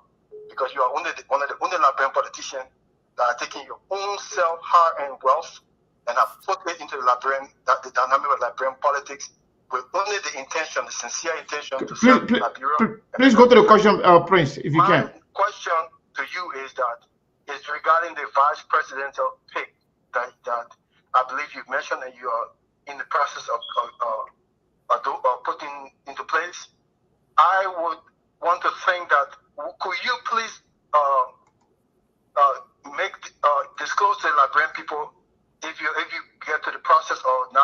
your page to 5 individuals. Will you please, can you disclose those individuals to the Liberian people so we can scrutinize them, we can look at them, examine them. We're not asking to be part of the process of the selection. It's you are entitled to that. But could you please disclose that to us so we can be able to look at them and scrutinize them and see who are the people that are going to potentially be our next president, because our president is the next president of Liberia. We don't want to be taking about them. You just announce somebody in the final minute of the running up to the election. Thank you very much. Thank you so much. We have another caller here from Belgium. That's Mervyn Deshiel. Mervyn Deshiel, how are you, sir? I'm all right. What is your question for Mr. Cummings? 1 minute quickly. Yeah, I'll try to be fast. I want to know one thing. Mr. Cummings, what are you going to do with the currency? Are you going to change the Liberian currency? And is it going to be included with coins? Because we started off using dollars in Liberia before, and we had coins that everybody could have an exchange that was equal. Are you thinking about that? And secondly, are you thinking about decentralizing the government? Thank you. Those are my 2 questions. Thank you so much. Let's go to the caller here. Caller, the last 4 DJ is 4224. 929 number. Okay. What is your name and where are you calling from? Yeah. Good evening, Mr. Seku and Mr. Cummings. My name is Napoleon Sosu. My question to Mr. Alexander B. Cummings, Honorable Cummings, is that I'm in the private sector.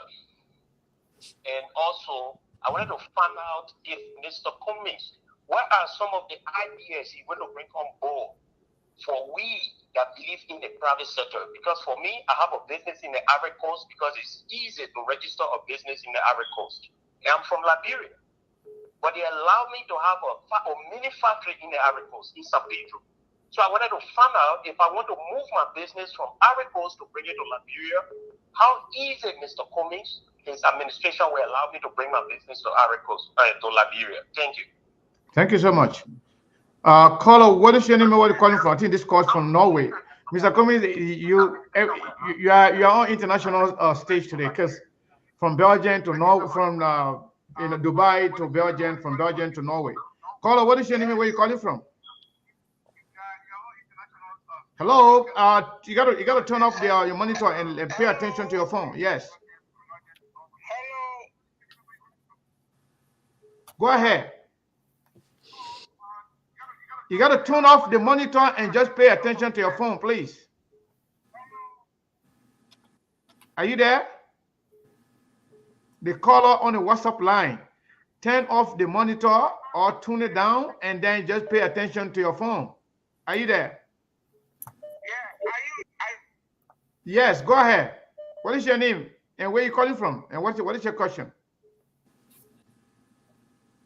All right. I'm calling from North. Go ahead and ask your question. All right. All right. Caller, what is your name and where are you calling from? I think this is another international call. My name is Kevin Collins, calling from station number 7. Oh, your name is? My name is Kevin Collins. Okay. Calling from station number 7. Go ahead, Kevin. Yeah, thank you.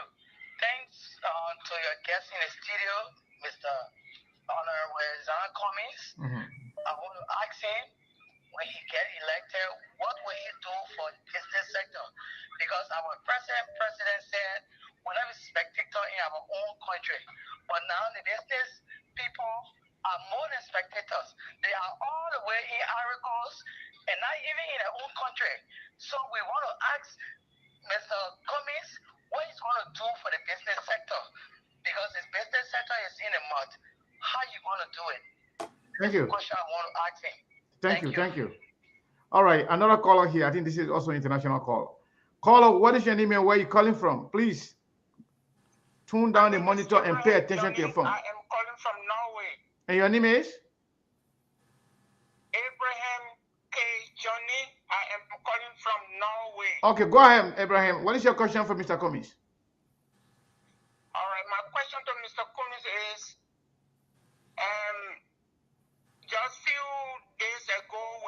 that the opposition political parties met to have an agreement on some of the things that are going to affect the election or that are affecting the opposition bloc. But allowing his CPP wasn't there. If it is true, why wasn't he there? If all those things those people talk about, if they are affecting all of them. Thank you. Whew. All right. Let's go to the next caller here. I'm getting the lines are jammed up. Caller, what is your name and where you calling from? The last 4 DJ is 4. Let me see. 4658. What is your name and where you calling from? My name is Lion. I'm calling from Fargo, North Dakota. Fargo, North Dakota. Go ahead quickly. What is your question for Mr. Cummings? Yeah, I got 2 questions from Mr. Cummings in the studio. Quickly. Yes. Mr. Cummings, since during the time of our dark days, when you were president of Coca-Cola and other places, which of the Liberians you actually hired in West Africa to be a witness to your success? And secondly, you lie on when the president asked you whether you will legalize gay rights in the country, you said no. A few years back, there was a program where you came in a program and they presented you as the man who go to Africa to legalize gay rights in Africa. The Liberian people are rejecting you because you have said that it's part of something that you battle with your behavior. You said it for videos, man. Hey, I'm on the show, So based on that, the Liberian people will now vote for you. And how you feel about the multiple development president we have been carrying on, and the overwhelming voters in Lufa County and Lima County are willing to vote for president. We're even defeating. All right. Caller, what is your name and where are you calling from? Hello? Caller 3838. What is your name and where are you calling from?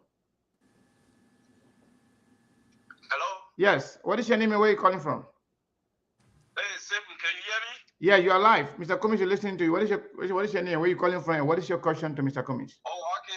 I'm Mr. Titos. I'm calling from Rhode Island. Go ahead quickly. Thank you. I think after two more calls, we will pause. Mr. Cummings will answer some of the questions, then we'll go back to the line. I believe Honorable Cummings could be a good leader for a while. Oh, sorry, man. I lost that caller. Oh, man. I'm sorry. I have another caller here. I think this is Sekou Kamara from Arizona. Hello? Hello. Yeah. Mr. Cummings. Yes. Yeah, this is Sekou Kamara from Arizona. I think so too. Yeah. Okay. What is your question for Mr. Cummings, please? Mr. Cummings, how you doing? How are you? My name is Sekou Kamara. Steve Foley. Thank you for the show. My question to Mr. Cummings is, my concern is about the free movement of our people in our country. If you take a look on the length of breadth of our country, there's a lot of gates and checkpoints all over the country. What would be his action when he becomes president to eradicate some of those checkpoints and gates around the country? Thank you. So that our people can have a free movement in the country. Thank you. Thank you. And I have the last caller here before we go to the line. Post the call for a minute. So let's get the last call and then we go to Mr. Cummings to answer the question. I think this is John Mawolo. Mr. Mawolo, how are you? What is your question for Mr. Cummings? Hello? Mr. Cummings, are you there? I mean, Mr. Mawolo, are you there? Quickly, 1 minute. I want to say thank you to you and Steve for inviting once more Mr. Cummings on the show. Thank you, Mr. Cummings, for making time to be here today. Mr. Cummings, since we understand that the children are the future, I know you said that the teachers will be trained what other programs would we have as a government for the young children, especially primary school, kindergarten to primary school, children whose futures have been disturbed so much and damaged, in fact, during all of these years of turmoil.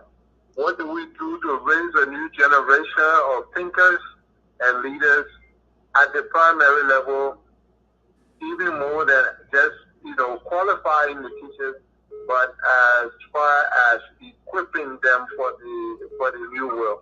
Thank you. So, Mr. folks, Mr. Kenneth, I got one international call, please. yeah, hold on. I also have you know what? The lines are so jammed up. We're not going to accommodate everybody. I'm sorry to say this, but I have one call from England, and you will take that international call. Then we'll go to Mr. Cummings. Okay? Sure. Okay.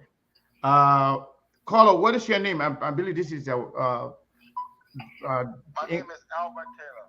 Albert Taylor from where? I'm calling you From the United Kingdom, but you're very low. Please speak a little louder for Mr. Cummings to hear you. Okay, can you hear me now? Am I clear enough?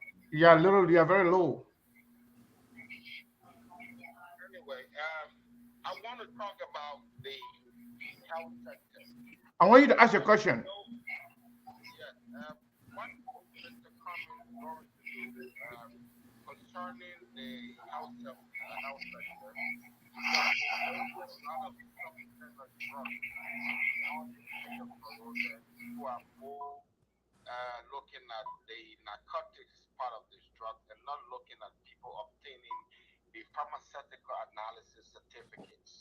And what is he going to do to make sure that the requisite authority, which is the anti-drug section of the government, to focus more attention on substandard drugs, because we know people have not been able to obtain the COA, which is very important, and pharmaceutical issues and medical issues, medical concern to the people of the country.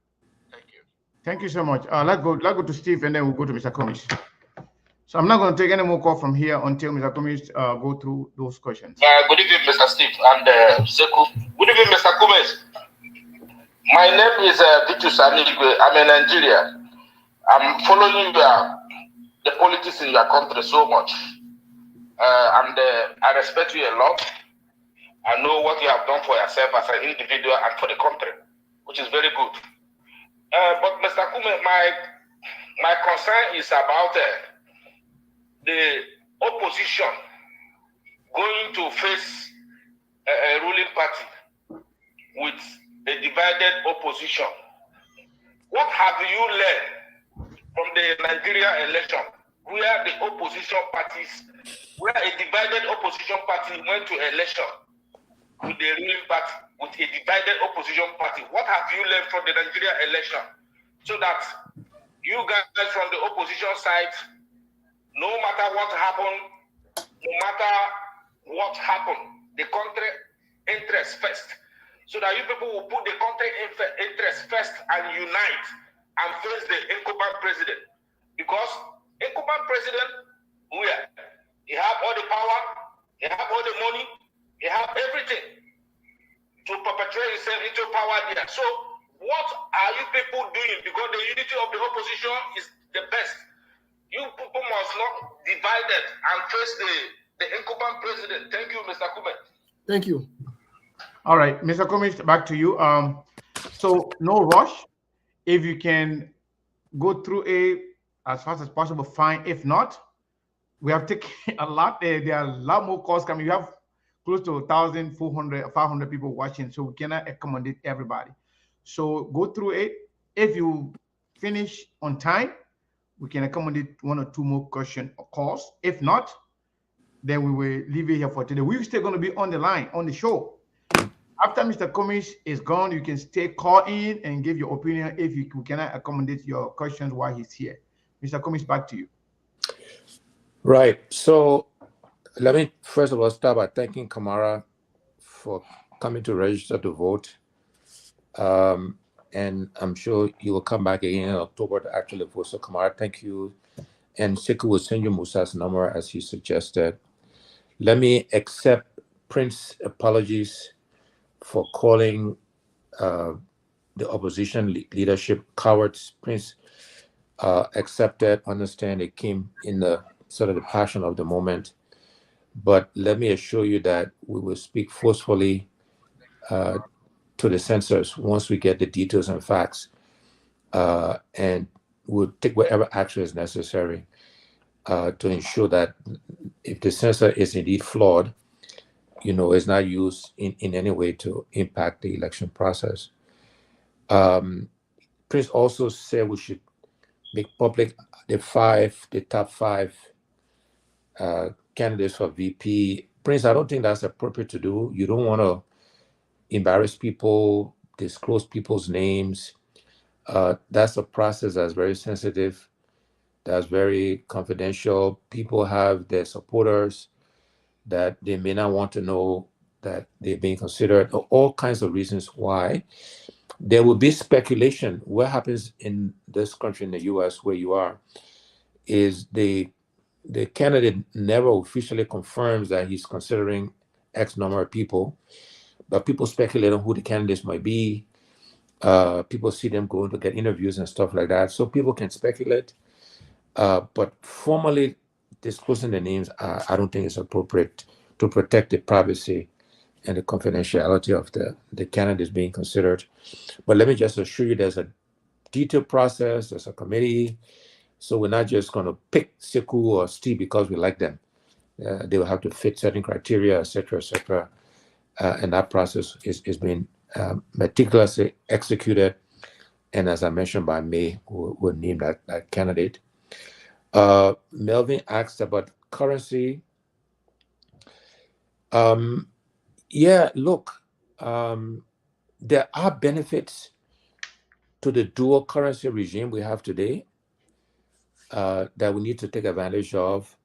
And the goal would be to move towards a single currency, but it's not something you can do by fiat, that you can just declare and do overnight. Your micro and macroeconomic policies got to be executed in a way that it becomes natural, it becomes obvious that you go into a single currency, currency as in the Liberian dollar. So that's something we'll work towards over time in a meticulous, deliberate way, while in the meantime taking advantage of the fact that you can use the US dollar in Liberia. And there's some advantages to the fact that happens, and we need to take advantage of that.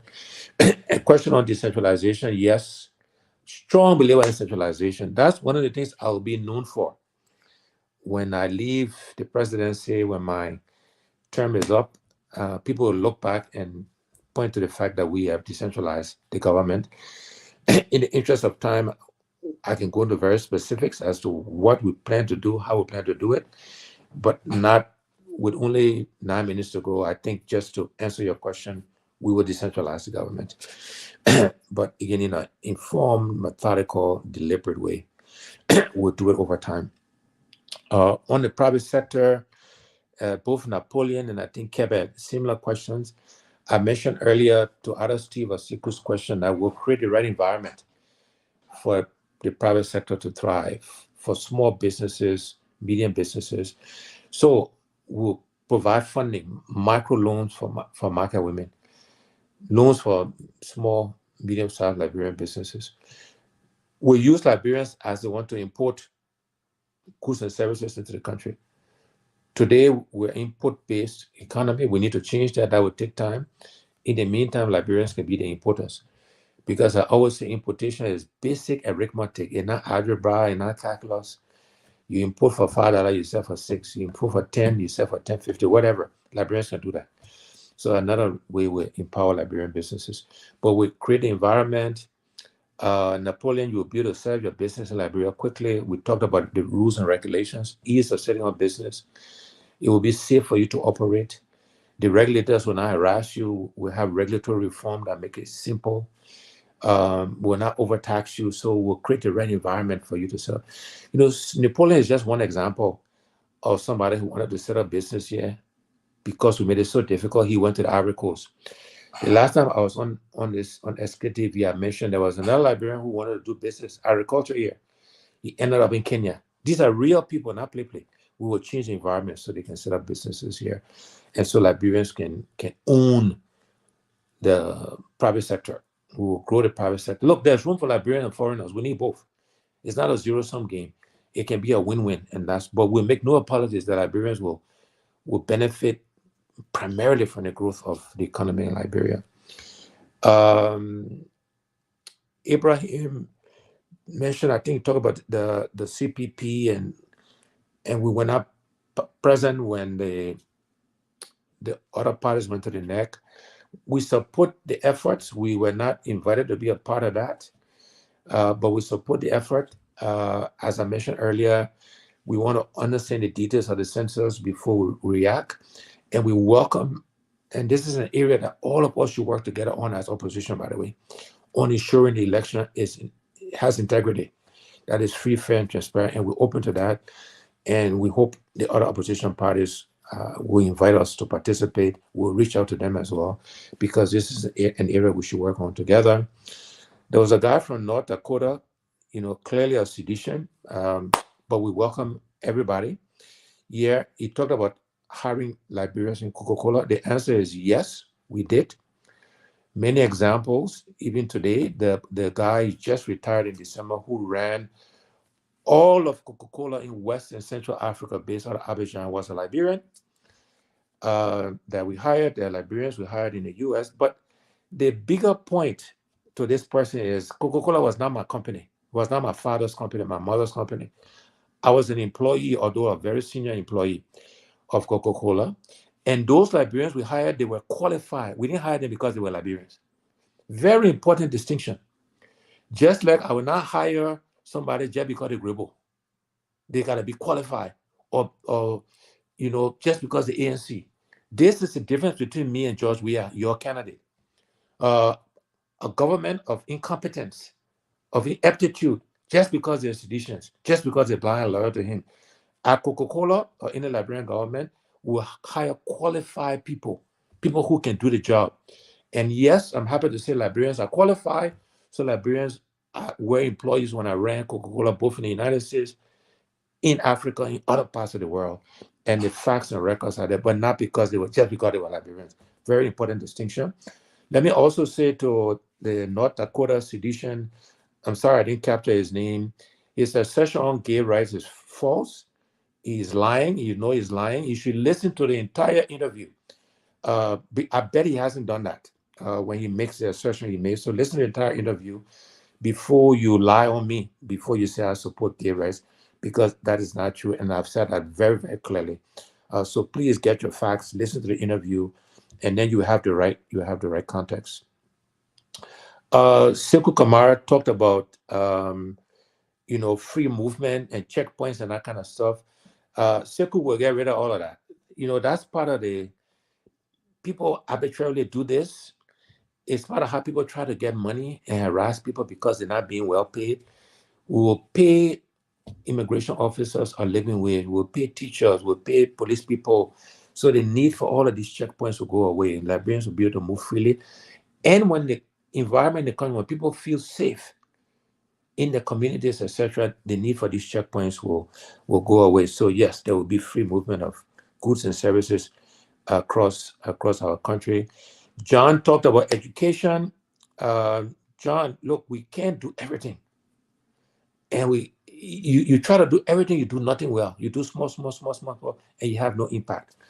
And so in every area, every sector, we will prioritize, we will focus. And then when we fix those things, then we'll go to the next. So we will focus on teachers training, qualified teachers at all levels. We'll focus on vocational training, train our young people to give them technical vocational skills. We'll focus on adult education, etc. And there will be other programs to address the needs of our young people in primary education and, sports and culture and arts, music and stuff. Another way you can address excellence, you can address teamwork. So we'll look at all of those different areas to make sure we're covering the length and breadth of education of our people. Albert asked about the health sector. Look, our focus in the health sector is what we call primary health care. What kills most Liberians are malaria, hypertension, typhoid, diarrhea, childbirth.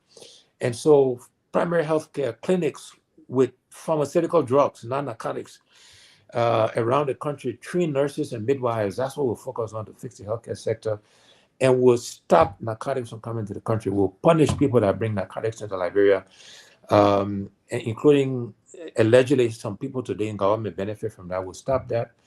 We'll punish people who do, and we'll not let narcotics come into our country, and focus on pharmaceuticals in primary healthcare, as I mentioned. And then the Nigerian fellow, learning from the Nigerian, what happened in Nigeria. Look, there people jump to the conclusion, and maybe it's true in the case of Nigeria, that is because opposition was fractured. That is why the ruling party succeeded themselves. That may have been the case in Nigeria. I think, though, the opposition has gone to court to challenge the integrity of the elections, and we need to let that process run its course. In the case of Liberia, as I've said before, I believe in opposition unity. Opposition unity can take many and multiple forms, and we should be open to all different forms of what it takes, and I am open to that.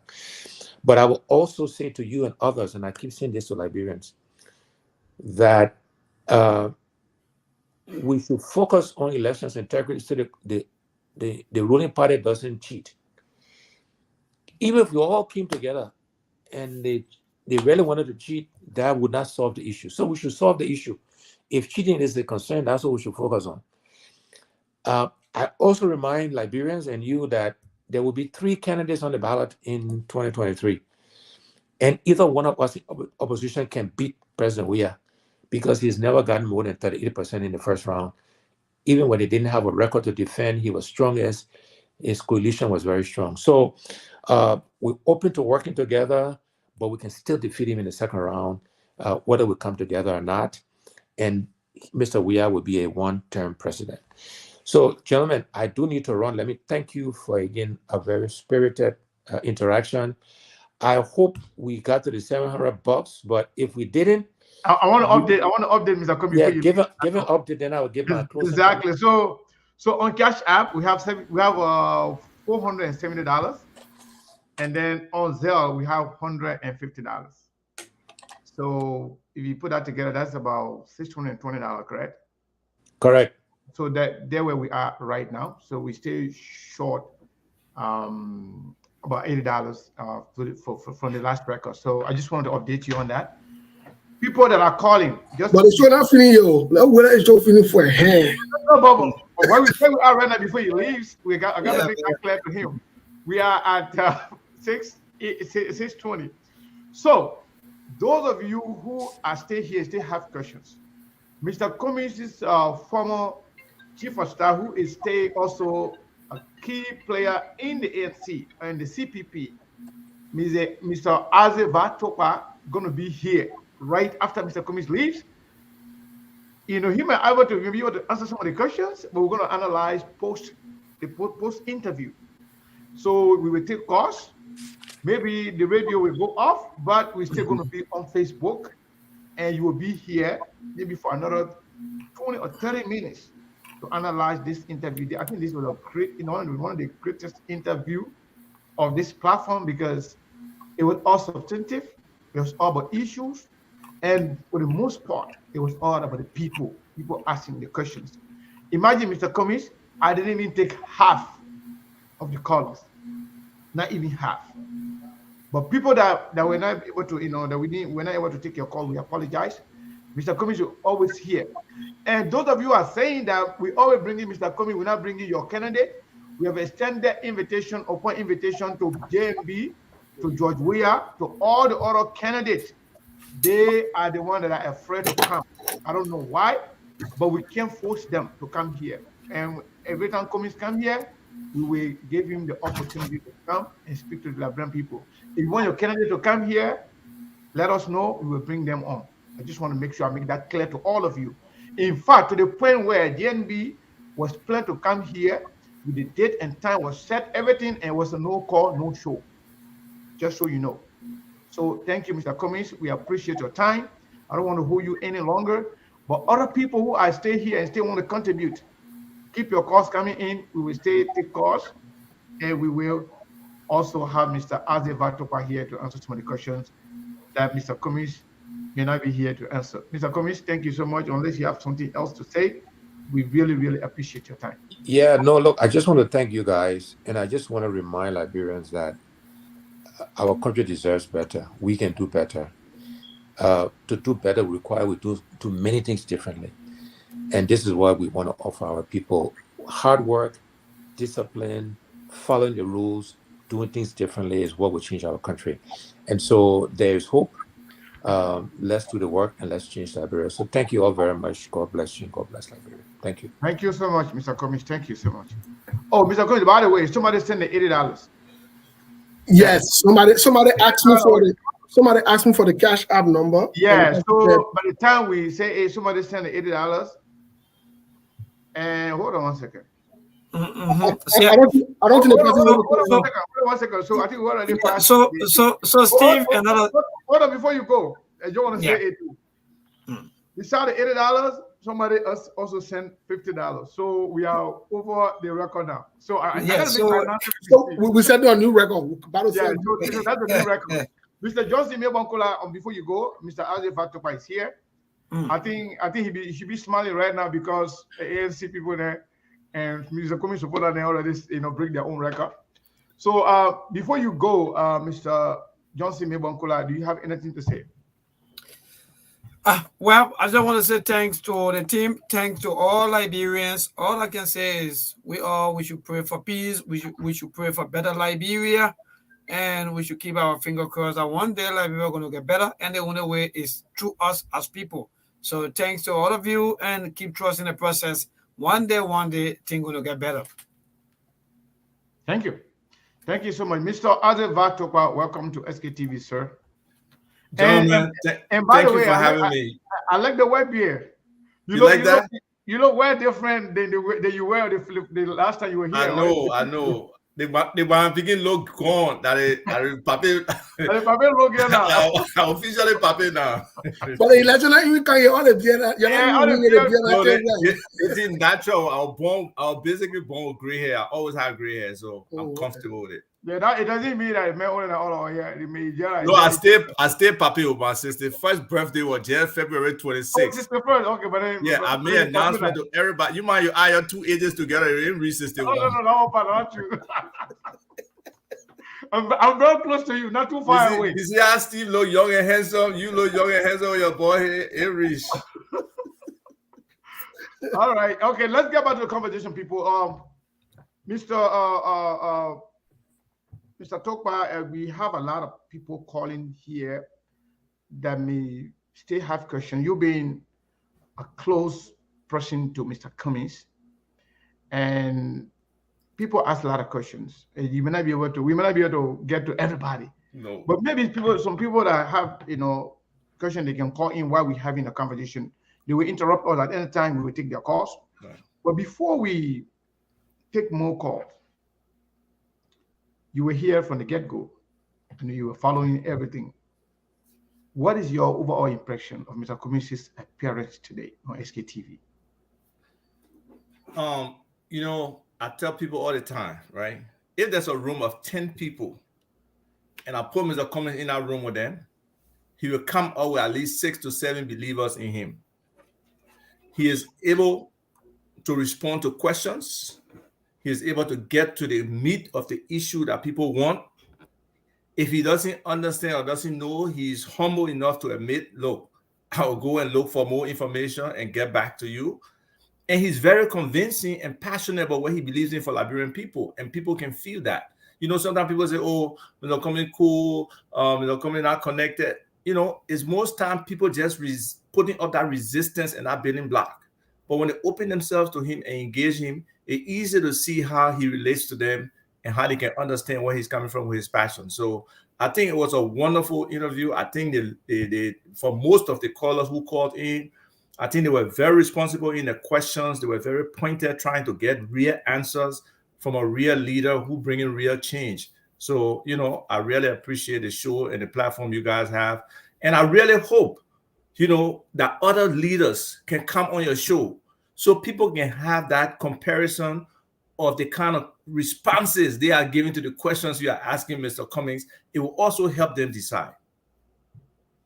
Steve. Well, that makes sense. I would hope also that we can have a balanced conversation wherein other leaders pull it. This is how we do the competitive analysis process so that we can hear from them too, what they have to provide as opposed to what, and then the Liberian people can make the decision and say, okay, we've heard from every side of the aisle. We're going to go this way. We're going to go that way. I hope so, as opposed to people, because on this platform, what we try to do essentially is when we hear something and we've corroborated by one or two sources, we'll talk about it. And if you feel the need that it was not clear, it's okay for you to come and sharpen the contradictions or whatever not. And I like your approach too. You guys ask how. So exactly. When people come and make promises, let them explain how to fulfill those promises, Yep. Right. So, Mr. Toba, my question to you now is, Mr. Cummings is saying all of these things. There is a policy aspect which I think Mr. Cummings have alluded to. You're one of the people in charge of the policy processes or whatever now.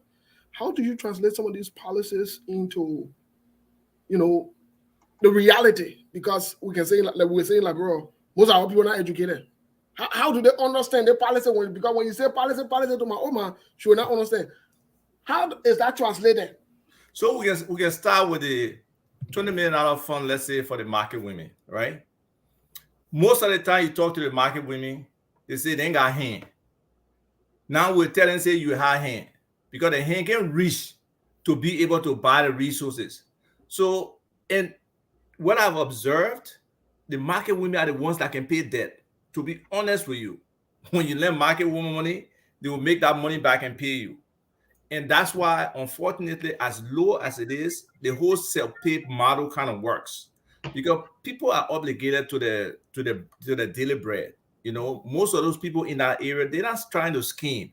So creating the opportunity for them to expand what they're selling, that they can get more money from their sales, is what that whole small and medium business and market women fund will be about.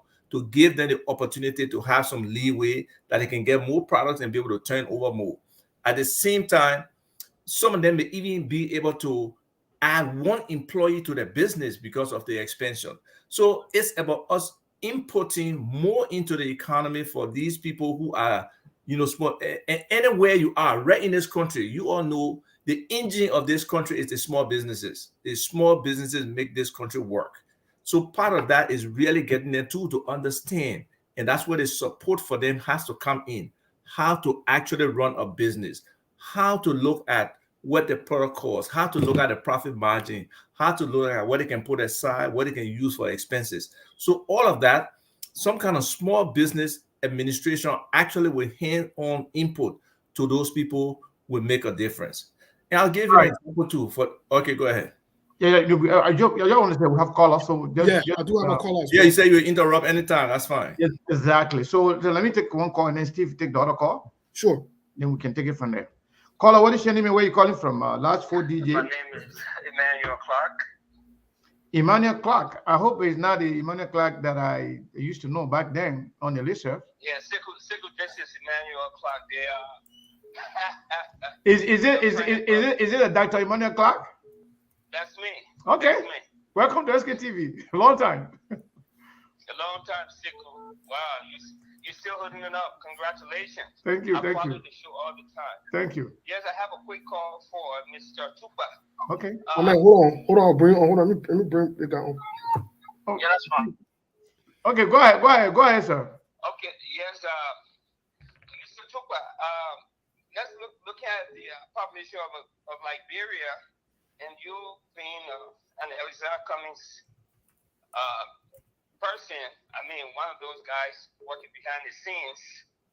I would like to know, with a population of Liberia, we have over 60% of the population below the age of 35. Can you be specific as to how Mr. Cummings, the Cummings administration, going to create at least 50,000 jobs within his first term, and be specific as to the type of jobs that Mr. Cummings is going to create for qualified Liberians that will put them at least in the middle class. Let's look at not even 100,000, 50,000 jobs, those specific jobs. I have been trying to find answer. I have called some of the politicians, some of the presidential candidates. I asked, what's his name, Gunglo? He was not specific. So, I mean, can you just tell me specifically what type of job? Is it going to be in service area or whatever? Because Liberians in Liberia, I want you to be brief so we can get lost, please. Yes, Liberians in Liberia, those young people, they are smart. They are very much smart. They are adaptable. Just specifically tell me the types of jobs, at least 50,000 to start with during his first administration. I will take an answer of the air. All right. Thank you, sir. Thank you so much. Wonderful. Yeah. So, I'm sorry he dropped off. It would have been good if he had stayed on because we have other people calling to. No, because he got answer to part of the question, right? Yeah. So look, the Liberian you want to answer the question first? Yeah, let's just have one or two questions at once. Okay, go ahead. Maybe 3 questions. That way, you can run through them. Okay. Yes. So, caller, what's your name? Caller, what's your name? Hello, can you hear me? Yeah, we can hear you. Yeah, this is Ben calling from Minnesota. How are you? Yes, Ben. So here is my question to Mr. Ala. I have been hearing Mr. Cummings talking about his 100 days proposal, and my question is, why is he setting this standard of 100 days of a country that has nothing? Hold the line. Can you hear me? Yeah, we hear you. Okay, so a country that has nothing absolutely orderly. So why would you set such a standard? Don't you think that he is setting this thing up for failure? Because I think 100 days in a country like Liberia, this thing is too small for doing anything possible. Thank you. All right, thank you. So we need to take a few more calls here because we have a lot of callers coming. Yeah. Call 47 number. I think this is out of it should be international. What is your name? Where are you calling from? Hello, this is Margaret calling from Norway. Margaret from Norway. Go ahead, Margaret. What is your question for? Hi, Steve. Finally, I got on the call. Yeah, finally. My question goes. I really wanted to talk to ask Mr. Cummings some 1 or 2 questions, but since Tupa is there, this question goes to him as well. What is the plan for? We all live in Europe here. We all live in a white man country, and the system they have, is very important for every one of us, even back home in Liberia. And this is the social security, as we call it here in Norway. We call it here personal number. What plan does Mr. Cummings have to bring this kind of system in Liberia? Because the social security number helps even the child from the birth of that child. Every child has a social security number. So what's the plan Mr. Cummings have for these things to be implemented, or for these things to come into the country, or we have them into the country, that it will help everybody? That way we can able to track so many things that goes wrong or whatsoever. Number 2, what is Mr. Cummings doing to bring this housing system in the country? For every house you have an address. Every house should have an address so that it can make the postal system or whatsoever, it makes everything easy. We live in a white man country, we enjoy this system but what is he going to do to bring the kind of system in Liberia? Thank you. That's my question. Thank you. We appreciate the call. Let's take another caller here. Caller 0415-972 number. What is your name and where are you calling from? My name is Clarence Hill. I'm calling from Arlington, Texas. Kyan Taylor? Clarence Hill. Oh, Crayon Hill. I'm sorry. Yeah, go ahead, Mr. Hill. Yeah, great show, man. Great show today. And as always, I'm a fan. My wife is a fan, and everybody here, we've been fans of yours for a long time. Listen, for Mr. Tupa. Thank you. And I actually had this question here for Mr. Cummings earlier, but unfortunately he had to leave. I've been in the aviation industry and aviation sector for many years, going way back to Pan Am.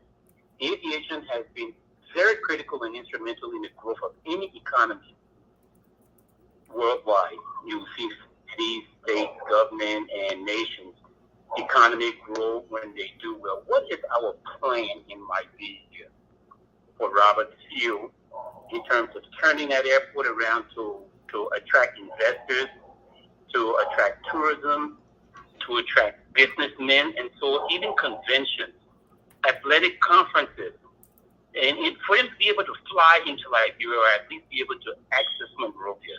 Right now, in my opinion, and I don't know much about what's going on in Roberts Field, we're not attracting all of those things that I mentioned. Thank you. Thank you so much. So I'll take the last one, and then we'll go to you, Mr. Tupa, okay? All right, caller, what is your name and where are you calling from? My name is Napoleon Soso again. I'm calling in from Los Angeles.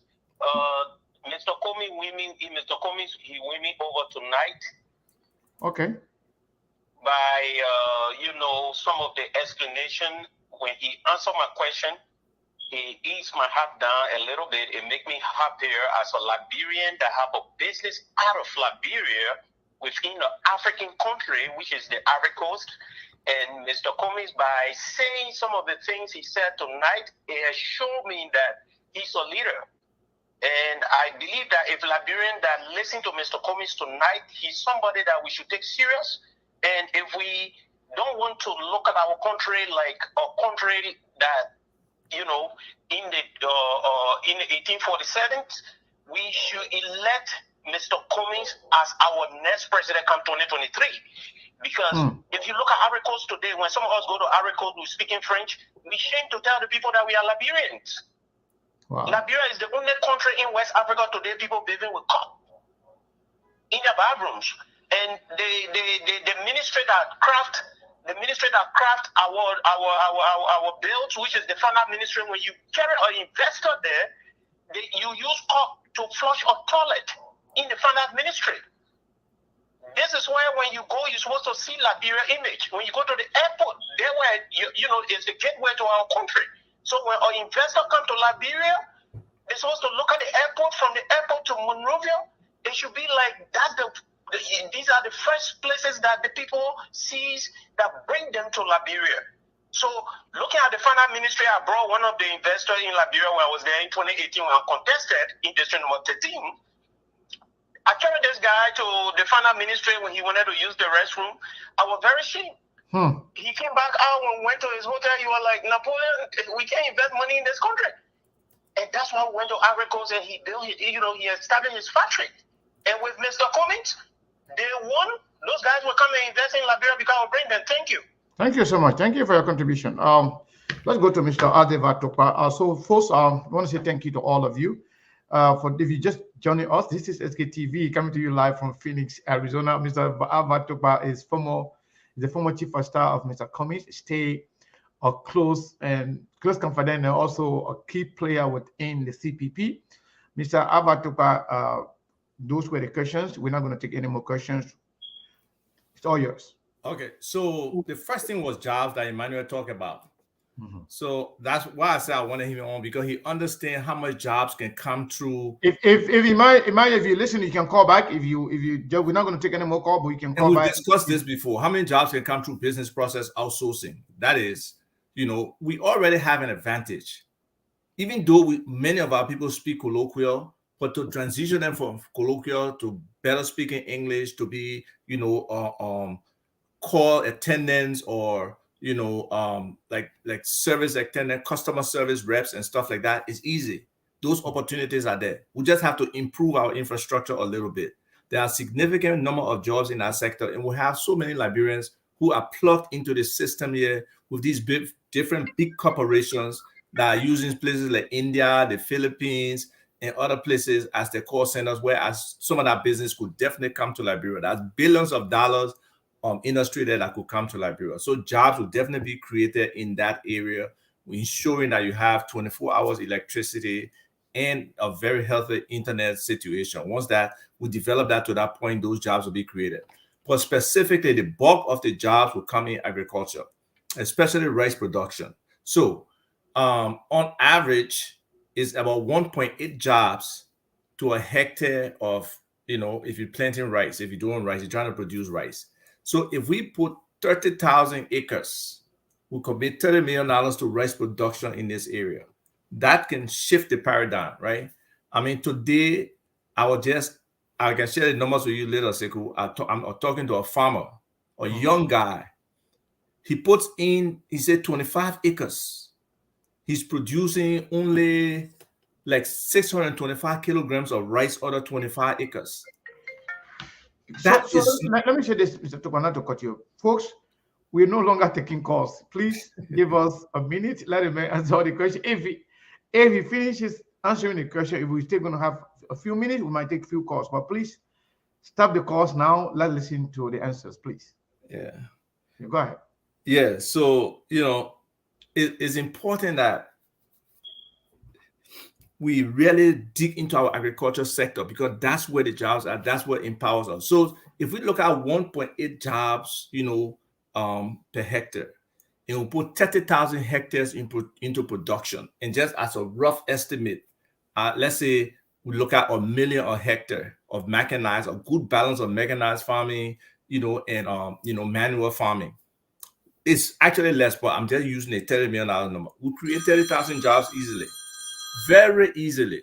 So the job creation, I have not understood why this government has not gone in that direction, because even when we're in opposition supporting this government, these were all proposals that were on the table for the agriculture sector. And not just only rice, you can get 30,000 jobs there. If you add the other areas, if you add, getting some kind of food crop that we focus on, we say would be the best in West Africa to produce pepper or to produce potato grain or collard green or whatever, will create more jobs there, because there's a value chain along there where people will be marketing, people will be in transportation, and people will be in other areas. We got wonderful exotic cocoa, right? If we can get into the chocolate business, so the opportunities for value addition, light manufacturing in Liberia is huge, and people will be attracted to it. And one of the things Mr. Cummings usually says, or has been saying, that he may not have said yet, he wants Liberia to be the gateway to West Africa. And we have that potential. All the questions your people ask here tie into that, from the airport, to the transportation, to all those issues. If we can just get it right, we can actually become the envy of West Africa, on the way to becoming the envy of the whole Africa. So the opportunity for jobs are great. That was for the question by Mr. Emmanuel Clark asked, right? Right. So okay. we have talked about the jobs, right? You want him here? Is this Mr. Clark? Yes, this is him. Okay. Did you listen? What I was talking about was, just so that people can understand, not from me, but from you, if we're to just implement 3 or 4 business process outsourcing opportunities in Liberia, how many jobs could we create? We create a little bit over 150,000 jobs in as little as 5 years. So it's not me, that's somebody else saying that. And the possibility is there. Trust me, that's a sector that is still underserved, that still has huge opportunities. And to teach our people a script, a customer service script, or a cybersecurity, first line of service to customer script or something to that effect, is not that complex. Our people can do it to resolve, even like organizations that have computer applications. When people using them, they can have problem with it. They need to resolve them. Those things, they just script 1, 2, 3. This is what you do. Has the person input into application A? Yes. What is the problem? Did they say it's not functioning? Is functioning? So once they follow the script, it's easy. Our people can do that. We can create jobs. I didn't even get to the opportunity in terms of tourism, because that was one of the questions. I will get to that one in a second. The guy said the standard for 100 days. It's not Mr. Cummings who set the standard for 100 days. Usually, people ask when you get there, where your first 90 days, your first 100 days. So most people asking that question, so he has to respond to it. But what Mr. Cummings is saying that he will set the tone from day one. And you see, we all know that we need some real mindset change for us to function properly. Our people don't respect time most of the time. So Mr. Cummings is clear. On that first day, he's going to work. Okay? That sets the tone that this guy is here to work. He's not here to joke around. And he will expect all those who have been appointed at that time to be at the respective ministries, because transition should have occurred already. And we're trying to understand what. He mentioned about giving the integrity institutions, whether it's the LSCC or the procurement, all those people, the independence to function, right? So in that transition, they should already be seeing the holes, especially from the finance or the revenue generating agencies, that will need to audit for us to get a baseline. And audit is not a bad thing. Audit doesn't mean somebody stole. Audit gives you the opportunity to get a full picture of your operations and your finances at any point in time. So get this, any new leadership you come in, whether that community organization, whether that big company or whatever, you need to do a baseline audit to determine where you are. So those institutions will independently, he said, they will follow the facts, they will follow what the real issues are and do it. He will not go to them, go audit finance or go audit the legislature, even though in my mind, those are two places that need to be audited. But they will decide that based on their professionalism and the dynamics of what our overall policy is and how they fit into it as integrity institutions. So the 100 days is not a limitation. It's an opportunity to set a standard, to start to hold people accountable, to let people know the kind of culture you want to create. And also there are some low-hanging fruits. In the first 100 days, he said nobody who is not an ambulance or is not a police officer should run around with siren or lights and stuff like that. You said that. You say we are eliminating, we feel we are a free, fair country. We got our borders. We believe in the competence of immigration and police and other people at the border. We will not be checking our people internally. If there is a criminal case or something to follow up, yes. But unnecessary checkpoints will not happen. You can set that in the first 90 days. In terms of security, those nighttime and blockades, those children can be having all around the place, and sometimes, even injuring people or messing up their cars when they try to run away. It will not happen. Those kind of things are just fundamental. Are you going through all the answers, right? Huh? You're going through all the answers that people. Yes. So that's the part. That's the part about setting the 100 days. Then Margaret from Norway, I remember her name. She said what men's system work, and what Margaret raises a very important point. Under Mr. Cummings, every Liberian will be identified. Every Liberian is very critical for so many purposes, and not least of all is the election purposes. So yes, we have the National Identification Registry, Margaret, but it has not been used properly. Even right now, the National Elections Commission should not be responsible for identification. They should be responsible for registration. The National Identification Registry should actually be the one that identify all Liberians, and they share that information of all the Liberians who are 18 and above with the NEC for them to register those people. So we are cannibalizing. That's a word. We're eating our own baby then in this government because people feel they got connection with the president, or they feel they want to use the money, that way. So some of those things will change under Mr. Cummings because he believes in meritocracy, he believes in pragmatism, he believes in giving people assignment and letting them function and operate, and not overruling people rules to give favoritism to some other people in government. It doesn't work like that. It's not effective at all. So definitely identification is a very critical issue, will be very important. And the same with the address system. We don't have an address system, and it got so many geostatistical applications now that can help us find our geolocation easily. Anybody can Google this thing, what 3 words. For every 9 square meter in the world today, they have 3 words that identify it. So anybody go to what3words.com, they can use it. If your Oma in Nukuta and she want order food from somewhere, she can get her what 3 words address to that food place, and that food place can deliver to her if they want to use it. So those applications are there. It's about using them for the best interest of your people, and that needs to happen. So from that, we'll come to the whole land issue that will give us that opportunity. We have significant amount of land. We are one of the least densely populated countries in the world, and we're not maximizing our land. Today, Sekou, guess what people do if they want to determine the value of a home? How much you bid a home for? You bid a home 20 years ago. That is value they will tax you on. What sense that make? The property has appreciated because of all the other different reasons that properties appreciate. They build school around there, new business scheme in the neighborhood, they pave the road, so property value goes up. Unfortunately, the government property taxes and the way they generate revenue from property is really deflated, and that needs to change. That part of what we look at in terms of the revenue code, in terms of how many houses are actually being taxed, because a lot of people are not being taxed. You see all the people billing all over the place because the visa is not in the system. Mr. Tuku, I don't want to interrupt you for a second. Sure. You know, when you talk about property being property appreciation, you know, English is very tough for most of our people.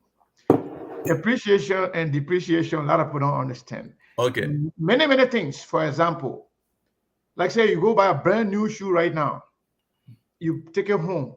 By the time you put your foot inside and walk outside, that shoe price depreciates. We call that one depreciation. But for homes, it's different. Homes, when you buy it, the value goes up. The other thing there, the value can come down. But for example, you get a brand new car, 0 mileage, you get it from the auction, from the dealership. By the time you get inside, you get to your house. That car value, 3,000 are gone. That car value depreciates. So depreciate me, the value go down. Thank you. I appreciate your explanation of depreciation. The value goes up. I just want to make sure people, you know, most of our people there, Sekou, that's wonderful. Okay. And that's our work, to make sure we present the clear picture to the people so they can understand exactly what you're saying. So before we go, what I want to do here, I have one last call. I think we need to make time. Mr. October to come back so that we can dig into some things and ask him some serious questions about so these particular things that he's talking about, because they're beneficial or not. And Steve, before I take the last caller is Sekou Dukle. The person said I will not announce their name, but what happened after I said somebody sent $80 to match the pass something? This person too, and his wife sent another $80 because you know that they send $80 simultaneously because they want to be the one to complete the money. But this person is a big somebody. This person here is a former airline pilot instructor. Wow. The man say he's supporting Mr. Cummings and wife, but he said I'm not calling him. But me, I will not just go and just can't tell the people that were him. I will not tell them without telling you actually their contribution. So they contributed $80. We'll tell Mr. Cummings he exceeded the goal. Yeah, I would tell Mr. Cummings that they exceeded the record. So they said new record because we are about to leave now, sir. What is your question or concern about the interview? Well, thank you guys for everything you're carrying on. But my question was going to the political leader, but say he's not in studio now. I don't know the next man, what's the position for ANC?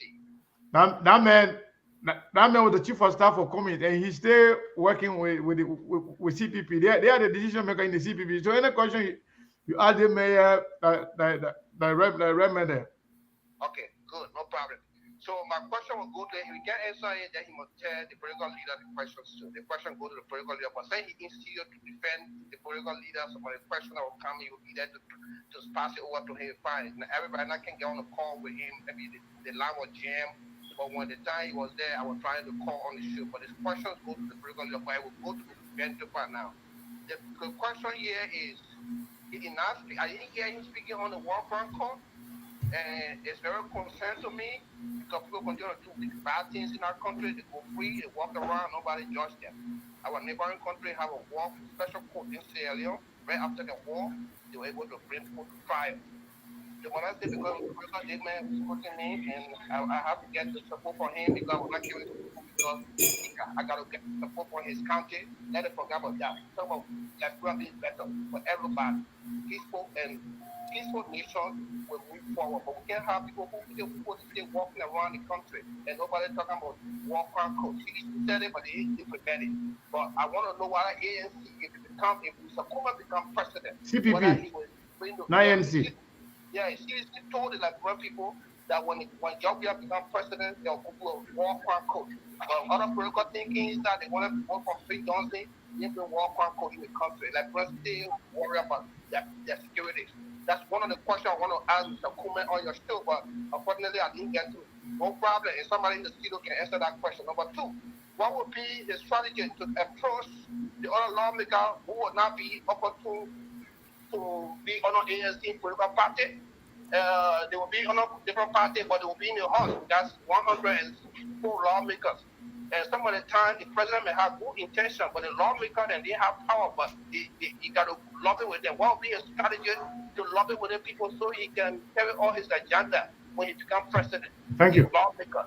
That's all. That's two questions I want to give Mr. Kuhlman, but Thank you very much. Thank you. So like Steve said, Mr. Tokwa, you will answer that question and we will call it a day. And then we will set up a time where you can come on the platform. We can have a conversation on the CPP and the ANC and Mr. Cummings as a whole, there to give somebody to answer some of the tough questions. People are really concerned. So go ahead and answer that question, then we can try to wrap up as soon as possible. Yeah, I just want to kind of combine the last two questions I didn't answer. Mr. Napoleon Sosa, we really appreciate you. You are the kind of people we need more of in Liberia, people who believe in the country and want to invest and bring investors. Mr. Cummings, government will not be one that will try to extort from investors and try to demand percentages on the business, or make it difficult for them to invest in the country. So that will be welcome. The guy who spoke about aviation is very critical to mobilizing in our country and in the region. And Roberts Field is our, gateway, to the country. And it needs to be, kind of elevated a little bit. Yeah, we did a new airport. We have seen that there are things that are lacking that causing airlines not to fly into Liberia. All those things will be corrected.